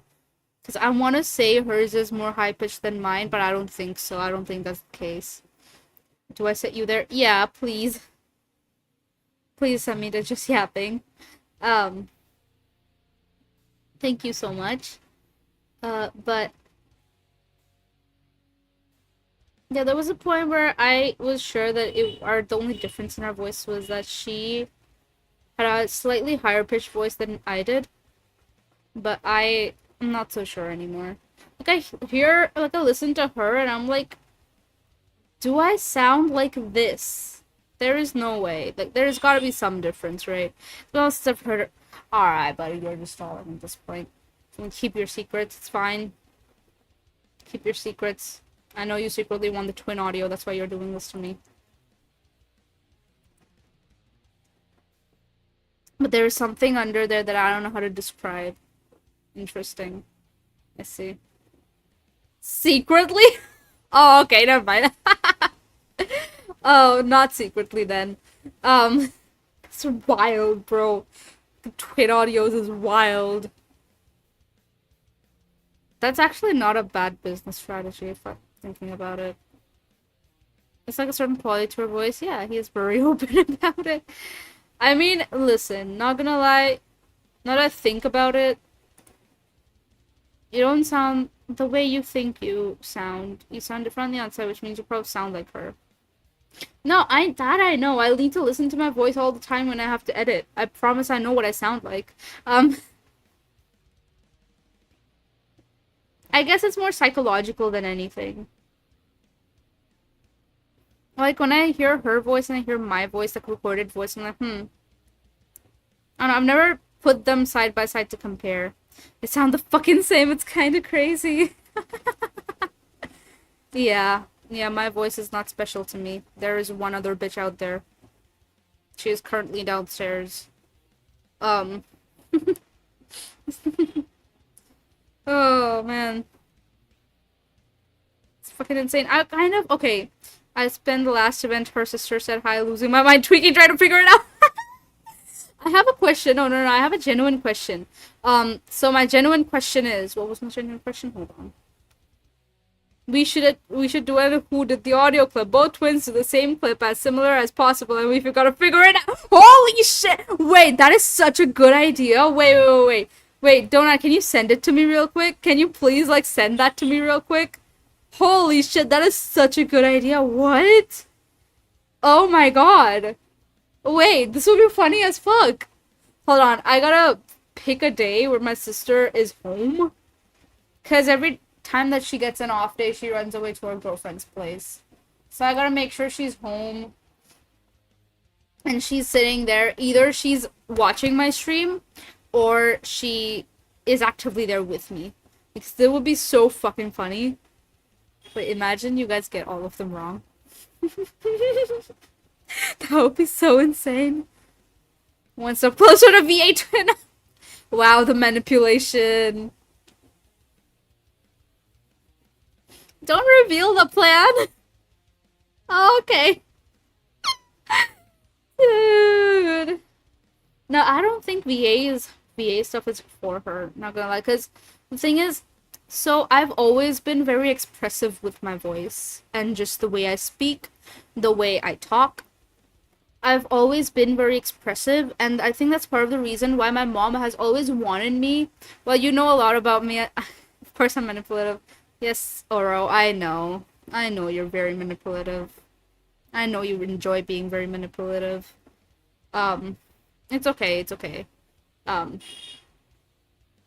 Also, I have been working on it, by the way, actively. The last month, not month, but like, when I was on my internship, the internship was so hard on me, I'm not gonna lie. Like, holy fucking shit, it took so much out of me. I think it burnt me out more than I realized, but no worries, I'm in no rush if you say so. I just feel really bad, because I know I said I would do it, and I am. It's just taking so long, and it's making me very sad. That's all. I'm gonna bounce. I need to get the geography and spelling bee done. Okay, bye-bye, Mama Bear. Thank you so much for dropping by. But thank you so much for being so patient with me, Oro. I'm genuinely trying my hardest. Uh, um,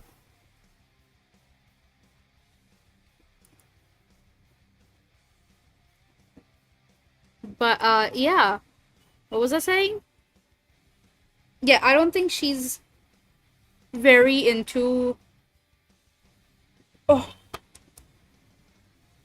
I don't think my sister is very into the type, like, any type of acting. My mom at one point tried to get me into theater classes, and I'm so glad I never went. I mean, I'm kind of upset that I didn't, but I'm also mostly glad that I did. Like what? I'm mostly glad that I didn't. I'm not gonna lie. I don't know.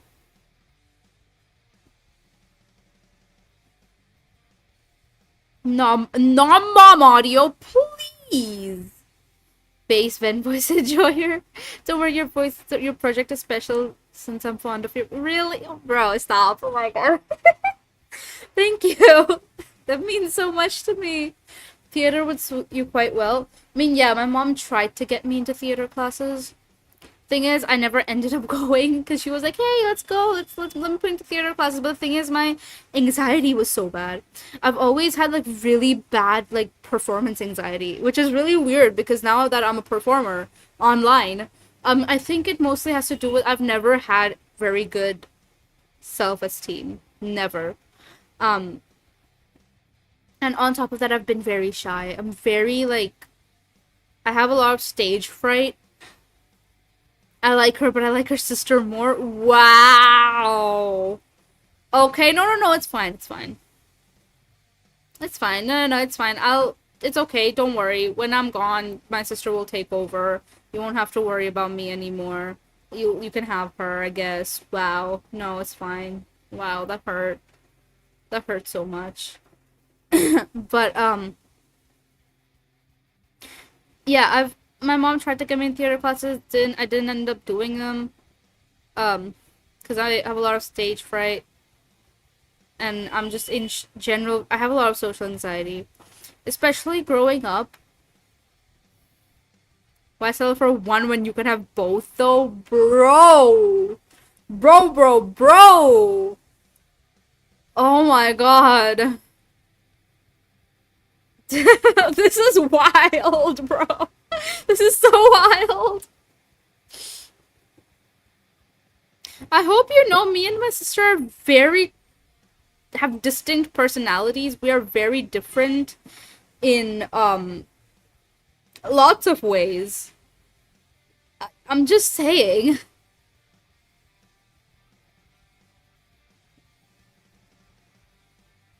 She's not as little gremlin as you are. No, she's worse.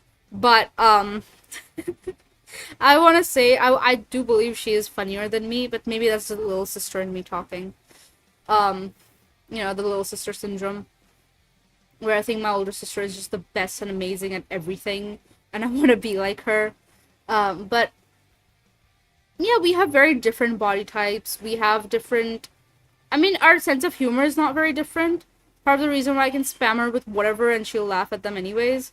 I recently got her into Miku. I recently got her into Hatsune Miku.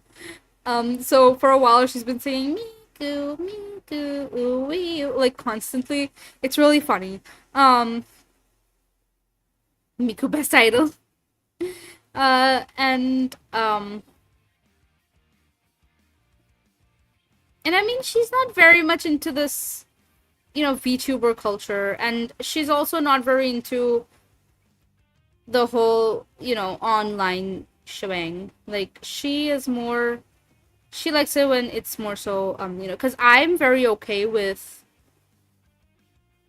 you must now Miku Miku Bee. I am very okay with like online friendships, even online relationships to an extent, right? Um, she is not. She basically dies when she has to like maintain online friendships and such. Online life is not for her. Um,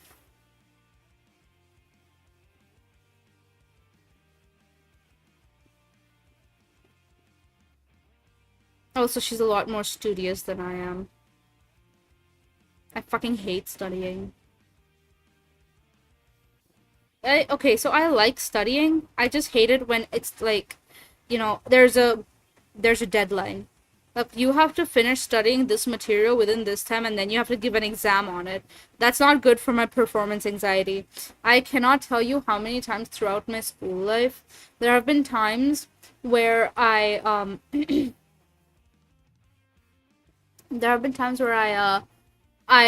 studied really well for an exam, and then right before I enter the examination hall, I forget fucking everything. Then I'm looking at the questions and I'm like, dog, I knew this.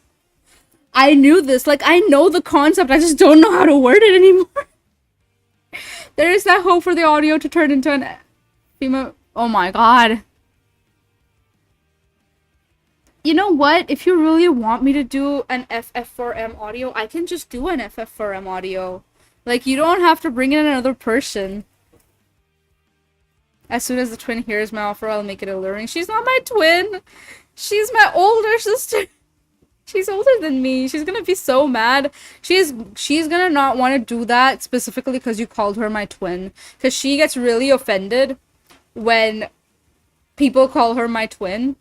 Whereas FRM, so you know how there is like classifications, like female for male, female for all, or male for, male for all, male for female. FF for M is basically two females for one male, like directed to one male. So the number of letters basically depicts how many characters there are. FF4M would be two women for one guy. Basically, we're shrimping. Dangerous. Yeah, older sis audio, please. Bro, leave my family out of this. Holy shit. It just so happens that they sound the same. We don't sound the same. I can do an FF4M audio by myself. I do have an FFRM audio I'm working on as well, but I don't want to overwork you, little missy. We can have an FFRM audio with Ven. No! No! Leave my body! No! She got range, you got range. Bro, dude, leave my family out of this. My family are not like, they're not shrimps on the internet. You could do two characters. Ben got scary. Do I? Do I really? I mean, I thought I had normal range, not that big. Was it talk about your mom or sister? Oh, me. No, I'm about bringing the family into things, as you can tell. Yeah. I can't. You do that deep voice. I'm dying actively. The deep voice? What deep voice? There's no deep voice.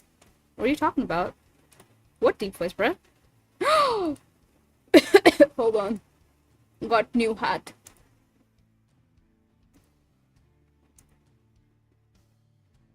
Yeah. Anyways, what deep voice, bro? Sure. What? There's no deep voice. There is no deep voice. None at all. I can tell she bring out the Valley Girl, but she locks it up as best as she can. The Valley Girl. So cringe, dude. Holy shit. Oh my god. I'm losing it.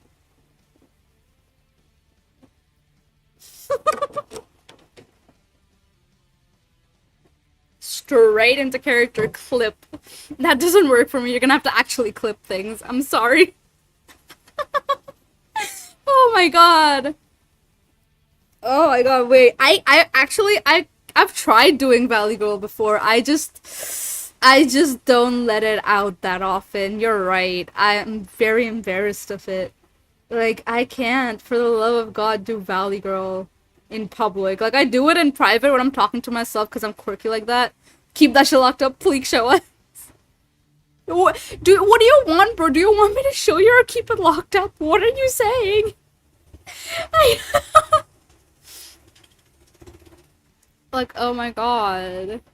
Valley Girl. No! On my hands and knees. Bro, what do you want? Valley audio is insane. Or are you in the Discord? Because if Donut, can you send it in the clips channel on the Discord, please? As it happens, we do have a clips channel. It's called Streams Clips. So people don't use that very often because no one knows how to fucking clip. I want to hear it because I don't think I've ever heard it.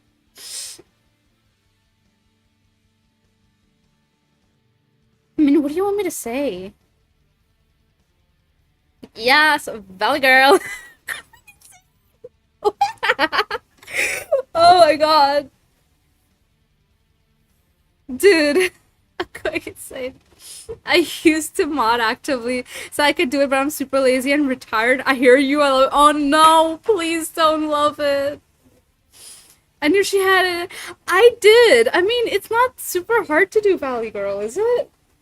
You just have to sound really obnoxious. That's just Valley Girl. You just have to sound painfully obnoxious. It's 10 on 10. Please, no. Dude, this is sad. Maybe I'm biased. Maybe you are. I feel like you are. I feel like you're extremely biased in this. No, I mean, man. I wouldn't say extremely. Nuh-uh. Extremely. You are extremely biased. Don't lie to me. I'm actually a fan of my girls being slightly Valley. I figured that out not too long ago. I like the slight Valley accent. The slight Valley accent. How do I do a slight Valley accent?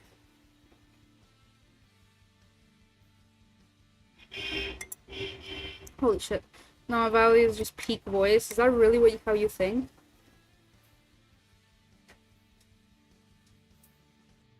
It's just peak?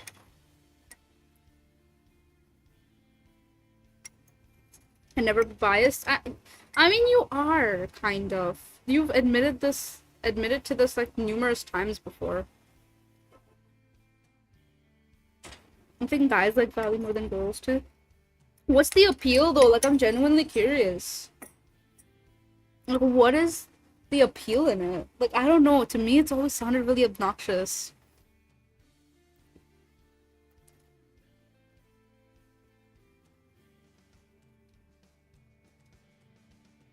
Also, I do feel like I'm losing the deep voice little by little because I'm not training my voice as much often.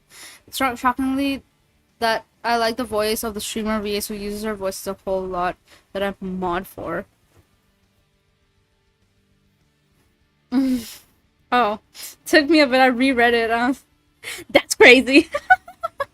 It sounds pleasant to the ears and it's extremely feminine. Crazy concept, no? Alright, crazy concept. Is it extremely feminine? I really didn't know that. But it's extremely feminine, you're telling me? Like, oh my god. I'm going insane. Going insane. Oh my god. Please. I don't give us value enemy. See? Dude, please don't make me do value girl. That's insane. I'm not gonna lie to you, I physically cringe. I can't. VV for short. Don't know. No! Weak. Every day I stray closer to shrimping. I mean, you've been shrimping from the beginning, no? You've been a bit of a shrimp from the beginning. As far as I know. Mm-hmm.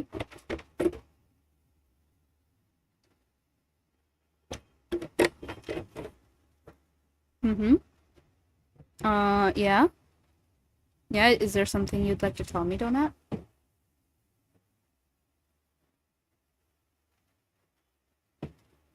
Mm-hmm, it's true.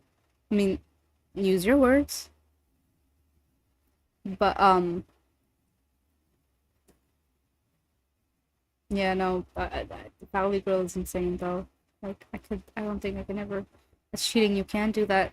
What's cheating? I can't do what? What am I doing? I'm literally just talking with the voice that you like so much that you literally just admitted to liking. Like, I don't know what you want, bro. At this point, I think I'm a little lost. You should check. What have you done? Where's my phone? Where's my phone? Where's my phone? Where did I put my phone? There it is. What have you done? What have you... Oro? Oro! Dude, what is this for? Dude! Hold on. Hold on. Oh my fucking god. Hold on. For what? Dude! I'm going insane. Hold on. What? Give us Valley... Bro! That is wild! That is fucking wild! Dude! Oh my god! Dude, this is... Dude. This is beyond bribery, bro. Holy sh... Oh my god.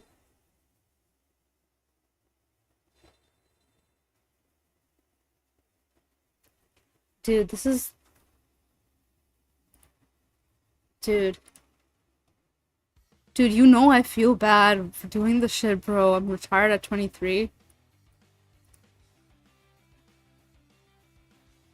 I see.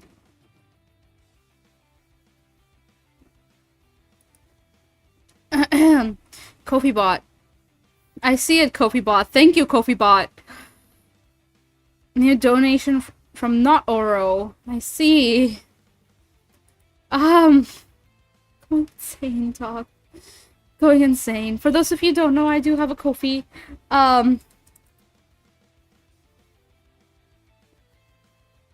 Since fucking when? What? I have a Kofi. Also, you have a Kofi bot. Since fucking when? It's over on YouTube. I'm not sure why it's not showing up on here. I'll have to look into it. Oh man, what the fuck?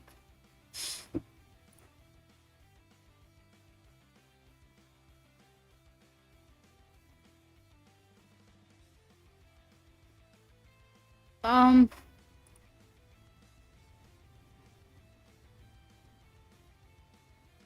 I will set this Kofi stuff up later on for Twitch. And you should Kofi, but I had no clue about it. I forgot to shit. I wouldn't have found out if I didn't approach her first for comms. Yeah, I don't put the Kofi out there that often. I mean, it is on my thing, whatchamacallit. On my not reference, what am I saying? Oh. On my card. And I should be having a card, right? Where does this lead me? This leads me to my card. Cool.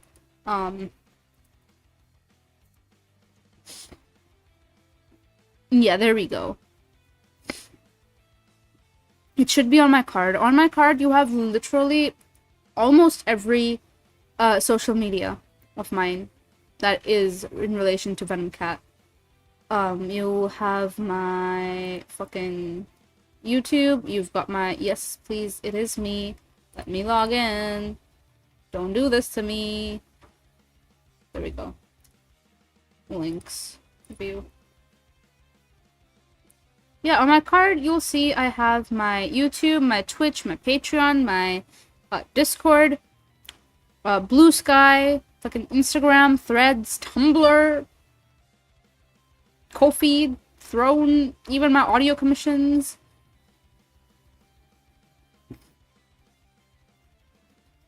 I'm thinking of, okay, so, for those of you who don't know, I have been Peak Command, I love that one. Just sugar baby time. The command should probably be in the title. You know what? You're right. It should. I should put it to my title. Thank you.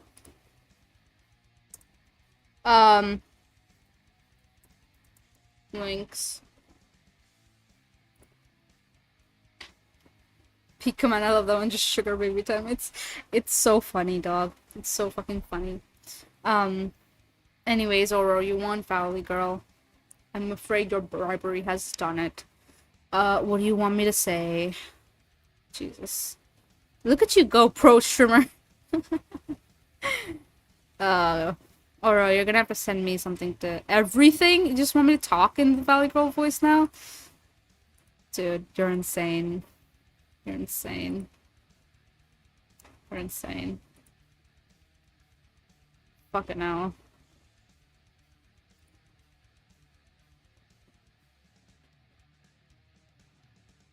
It's gonna be the death of me. So embarrassing. That's the best part of my life, that you're insane? You being insane is like the best part of your life? I don't know how to do a Valley Girl voice, bro!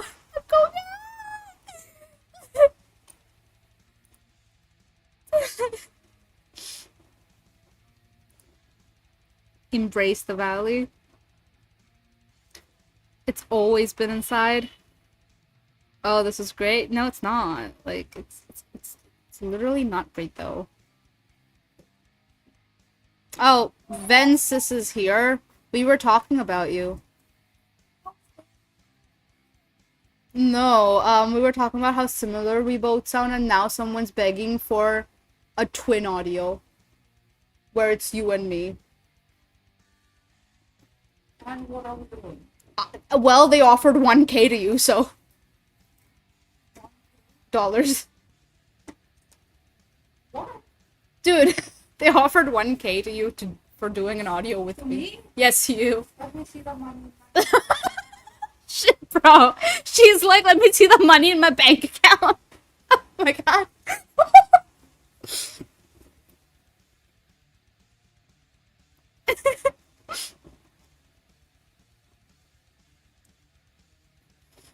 Also, there's another idea that they came up with that I thought would be really cool. So, the idea is, you know how we sound very similar, right? So, they're like, so what if you give me voice samples and I also record voice samples of us saying the same thing as similarly as possible, and they will guess who is who. Wouldn't that be funny though? Like, imagine they get all of it wrong. Yeah. But for that, you'd either have to be here physically present during the stream, or you have to join the stream through your phone, like as a viewer, or you have to join me on a Discord call. But because every time you get an off day, you run away to your girlfriend's house.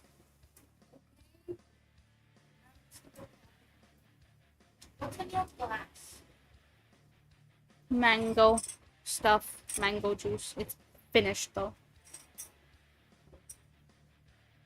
Why is it so low in temp? Cause I put too much.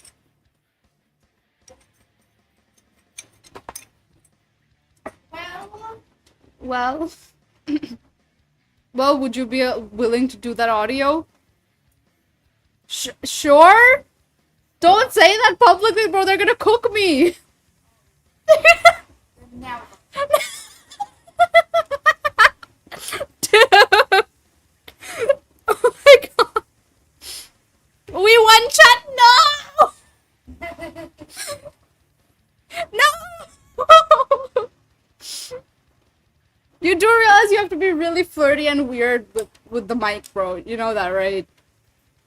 Really flirty and weird with shoes? With just like an imaginary person, let's say. Because that's the whole point of the audio. Why? See, this is the problem. Why will I stay home and be flirting with an imaginary person when I can go to my girlfriend's house and do flirting with a real person? She's not for us, bro. Leave it. Let it go. She's not for us. It doesn't always have to be flirty. Whatever it is, you're gonna have to, like, give me a fucking script or something. Because I'm not making a script with her in mind. It feels weird to me. And if she's gonna, like, be doing it at all, she's gonna need a script. She doesn't do improv, I don't think. She wouldn't be good at improv. She'll say some weird bullshit and then be like, what's wrong with this? It's so funny. She's smiling. You gotta be professional about it. Yeah, we gotta be professional about it. But, like, I ain't making the script, okay? Like, I'm sorry. This is an idea that was proposed by you people. If you want this to be a reality, you will provide the script. I'm not. I'm sorry. Like, this is out of my hands. You people, that's rude. What? You people? Are you guys not people? Stop being on their side. Bro. I am the voice in your head. We've been over this. No, I am the voice in your head. Don't you know? We've been over this, Donut. There is no one to fucking person, don't it? That's their username.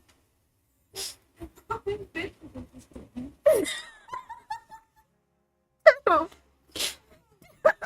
you're not being bullied. Look what you've done. No, you're not being bullied. I'm resigning. No, I'm sorry. I didn't. No. Shut up. Play your Stardew Valley. No, I'm sorry, Donut.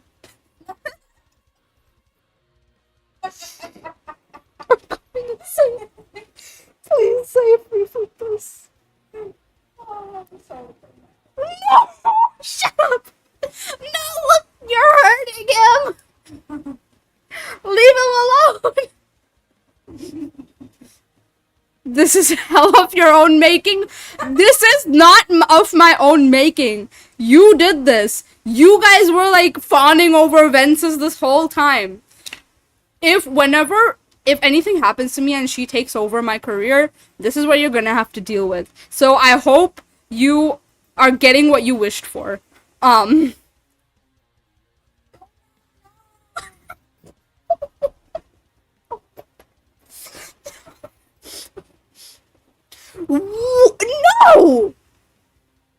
Oh no! Shut up! No! Oh my god! All I know is I hear the giggles in the back and I'm loving it. Dude. She could fit in my commission. Not that kind of... Okay, thank God. Cause... Oh my God. Dude, that's what X usually means. What am I... Bro! Donut, I don't know if you heard it, but she was like, Donut, no!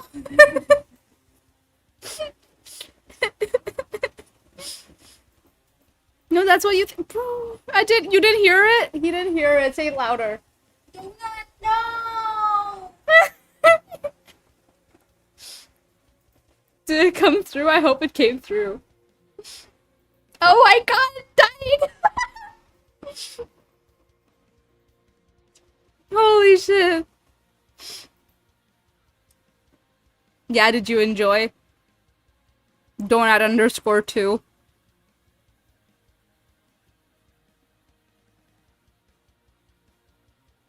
Okay, bro. Is that not your username? I'm just saying your username. What's the problem? Oh, you have a problem with me referring to you by your full name? Okay, Venom X Cult. Dude.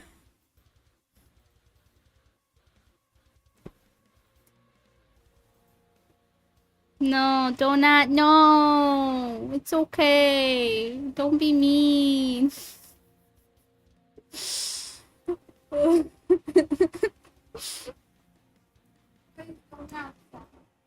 She's asking why is Donut sad? Who's the mean one here? My sister. She's asking why you're sad. No.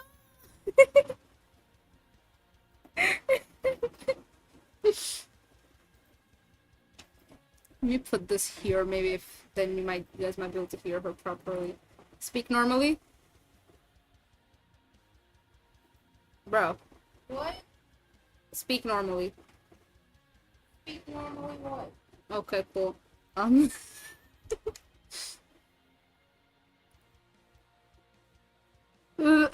Okay, you're being asked a question. Ventus wanna be a VA for $500? Want to voice act for $500? One time or is it like recurring? She's like, one time or is it recurring? I told you guys, bro. I told you what would happen. I told them exactly what would happen, and that's exactly what's happening. What? I was like, I don't know. She's a little business minded, so like, come on, you gotta like think about this correctly. And you're like, let me see the money in my bank account first. Is it one time or recurring? Bro. Recurring if you perform well. Oh. Performance based, yes. No. She's not for you guys, chat. She's not for yo. She said no. You'll be real shit at it? Why do you think so?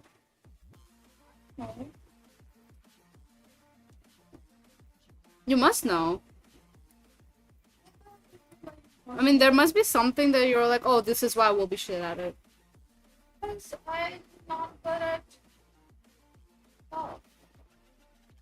I see. My voice actually answered. Have you ever tried?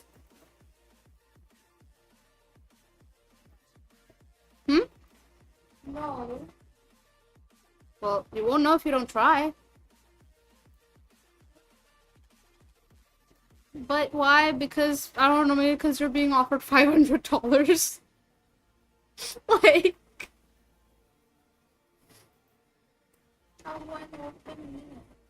I promise you they mean it. Probably. Most likely.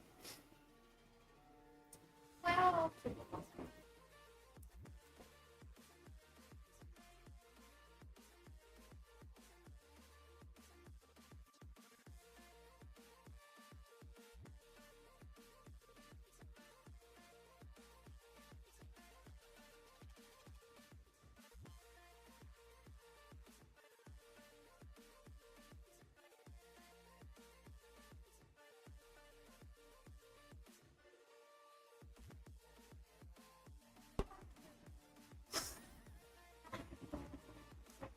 She's wanting me to do the Valley voice because I told her about the Valley voice shit. She's like, do it?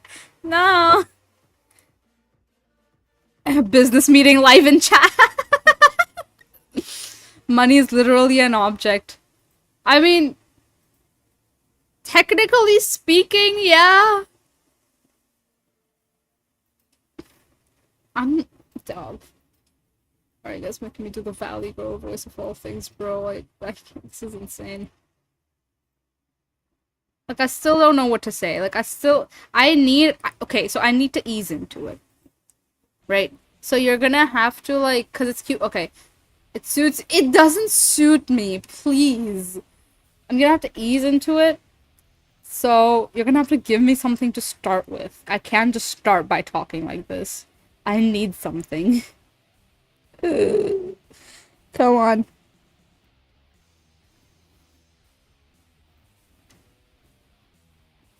Like, you know, it's like those mean girl voices that are like, how should I explain? Like it by doing I don't know what to say though. Like, I genuinely don't know what to say that will be long enough for you to actually understand what it is.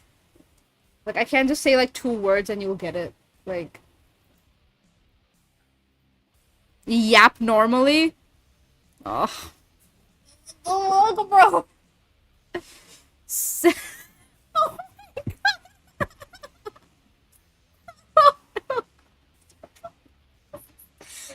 Oh okay, I'm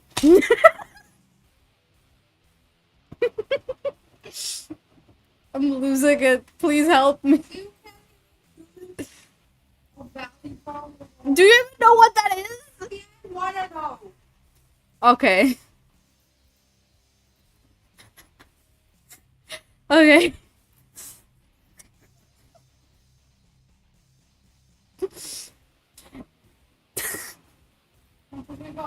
Shut up! Don't do that! So I went to hang out with my sis, and you know, I had a blast. We did so much catching up, and I had like so much fun. Like, you know that voice? Like the what voice?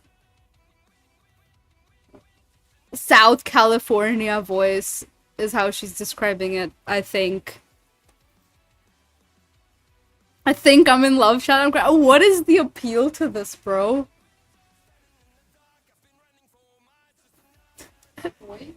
No, they like the specific accent. It's not just the voice anymore, it's the specific accent.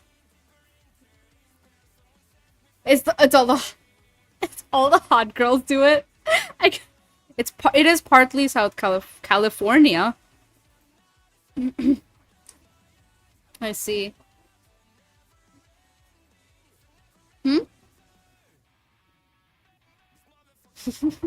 Why did you side-eye me? I mean, I'm a big fan of your normal voice too. Ah, thank you. So I see finally something nice. I like her voice, but I like her sister's voice too. See, this is what happens. This is what happens when you become like a celebrity sibling. Celebrity sibling is wild. Yeah.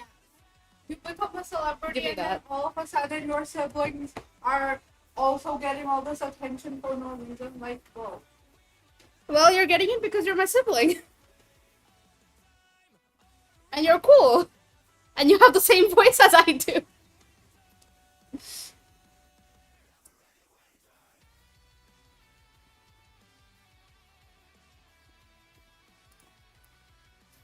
Can't even compliment you right now because your sister's gonna catch it as a stray.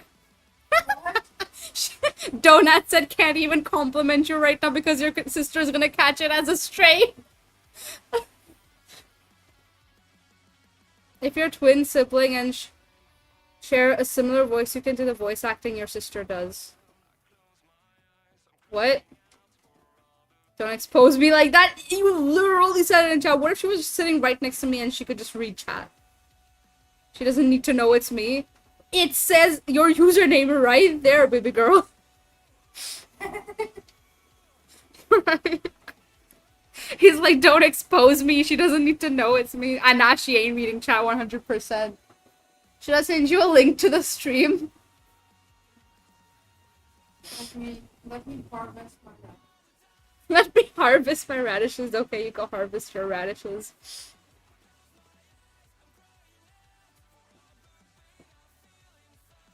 Give her my card. Bro, business meeting going on over here.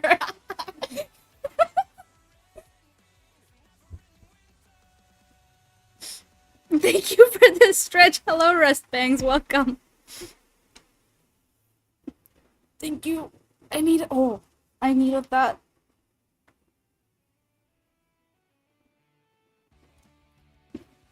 Oh, by the way, I got Ventus to get Bongo Cat.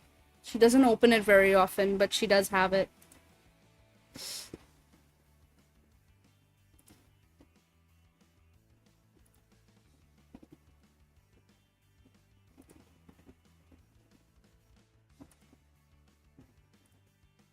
I know, yeah.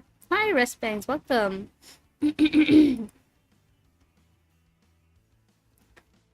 Oh, insane, insanity.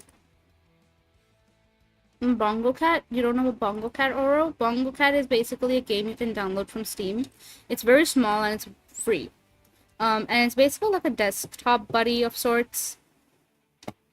It just kind of, it's a Bongo Cat that kind of stays at the corner of your screen, and you can move it around if you want to whatever part of the screen you want. But if you join a lobby with someone, their Bongo Cat also shows up with yours. Put us on stream, do it. Hold on, I'll put I'm already in a lobby right now, so I'll put that on stream for you guys. Cause like I'm in a lobby with like 2 new people that I met recently.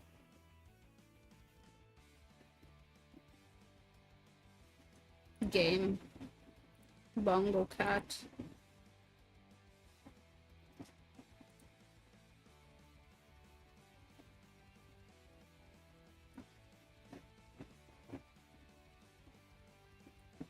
So as you can see,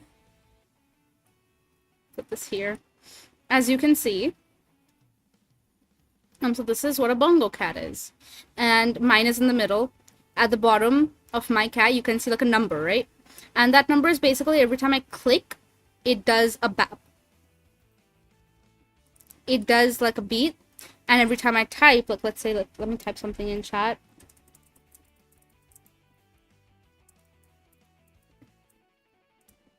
Every time I type, it also, like, with each type, it does the thing. And the number builds up, and every 30 minutes, a chest pops up. A chest costs 1k, like, beats. And that chest can give you a random, like, skin or, like, a hat. So, as you can see, these 2 people are also having, like, their cats are tapping, right? That's them clicking or doing something else. But also you can click this and meow at your friends. And they can meow back.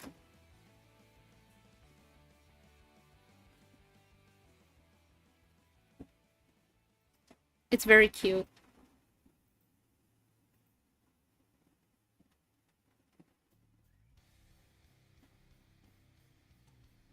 So yeah, that's what Bongo Cat is. I recommend everyone gets a Bongo Cat. Because it's very cute. It also keeps my loneliness away.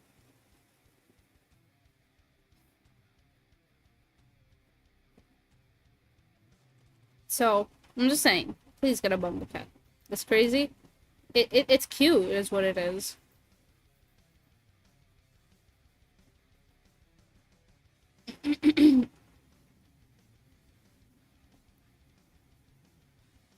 I heard it's pretty lonely when you're popular and famous.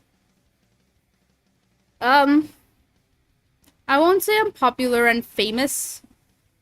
I think those are very strong terms being used there. I do have a good few people that know of my existence, and I keep harassing them to join. Yeah, Donut keeps harassing me to join his Bongo Cat lobby.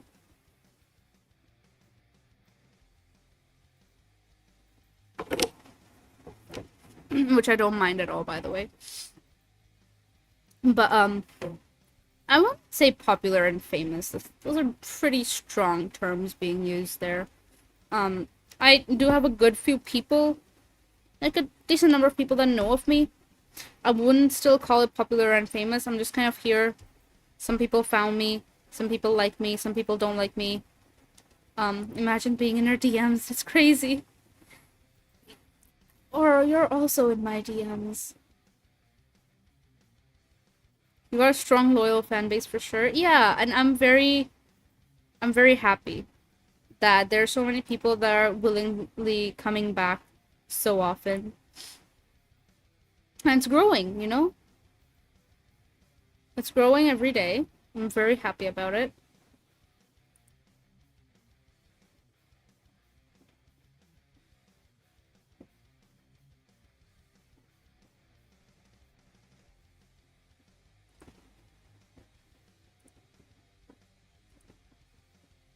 Since when? Yeah, I can only imagine. Dog, y'all act like I'm like some dude. Chill out. Chill out. Okay.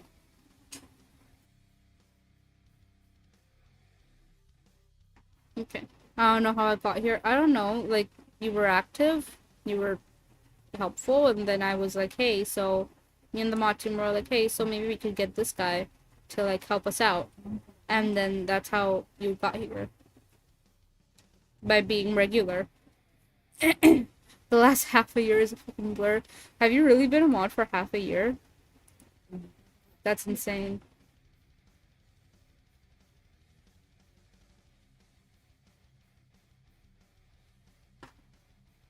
I want to train for. Aw. She's gonna be like, I remember when I first started off, some nerd kept trying to commission me. It was like so weird. No, absolutely not.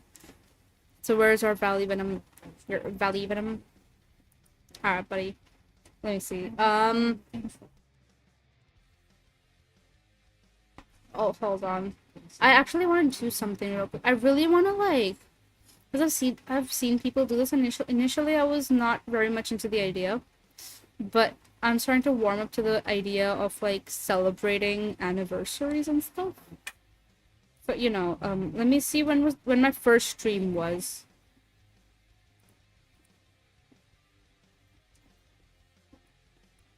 Because I do want to do like a thing for that. Ugh.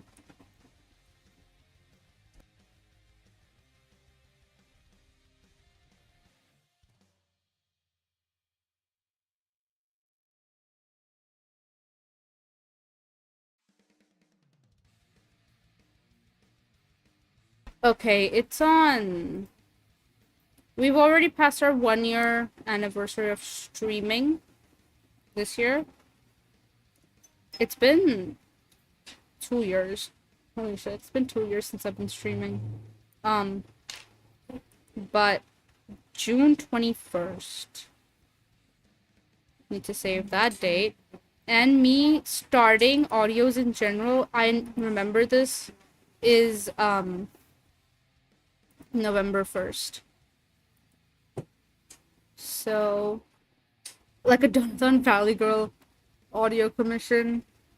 Oh my god. I mean, I could do a donathon. I don't know how the procedure usually goes, though. I don't know what happens in a donathon, what I do on donathons. And it also depends on the day, right? And what I'm doing. I've been like more for 6 months. As of like 2 weeks ago. Yeah, it's been a while. But yeah, I have never done a donathon before or subathon before.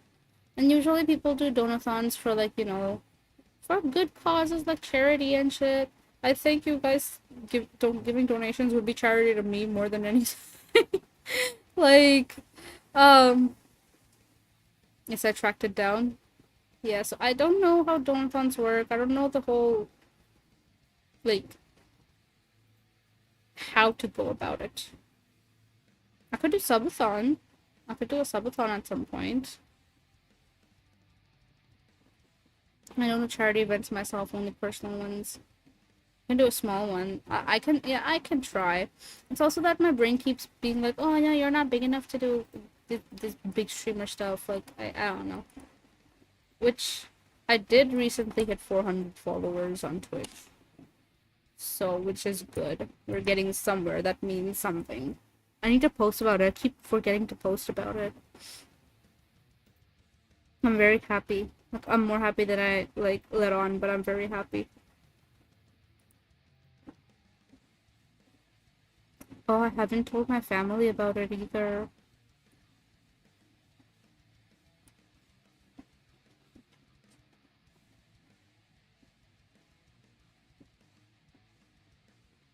And they will get to know eventually.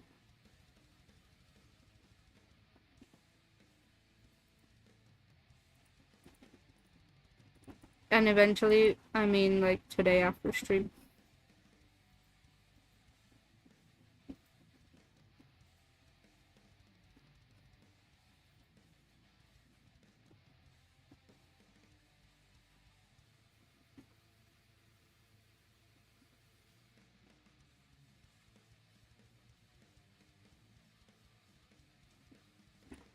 But speaking of... Hold on.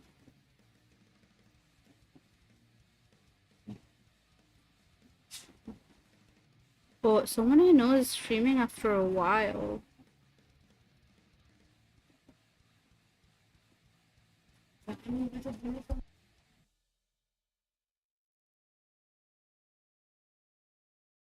And they recently got a new reference sheet. It's so... A small one to force you to do things you'd normally be able to do. Like BB and Twin Audios. Dude, Twin Audios isn't even about me anymore. It involves another person. And if they're unwilling to do it, like, there's nothing I can do about it. Like... Oh my god.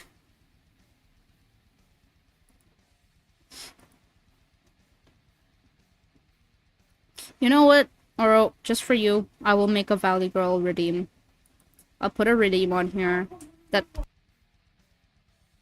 Put a redeem on here that's basically just like Valley Girl redeem. Just for you, okay? So, since you've been like very generous. And then outlet for my points. Oh, you don't like the existing ones? Okay, I see how it is. Sad. It hurts. Anyways. Fine, dude. Jesus Christ, bro. Oh my god, I was just about to raid out. You're an ass, bro. You're doing such a good boy. And I'm so proud of you. You're doing so well for me, okay? Doing great. And thank you for being so helpful and so kind. And just in general, being such a good boy for me, okay?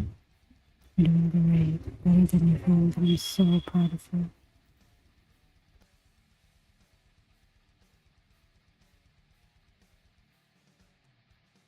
Alright, there you go. Anyways, here's our raid message.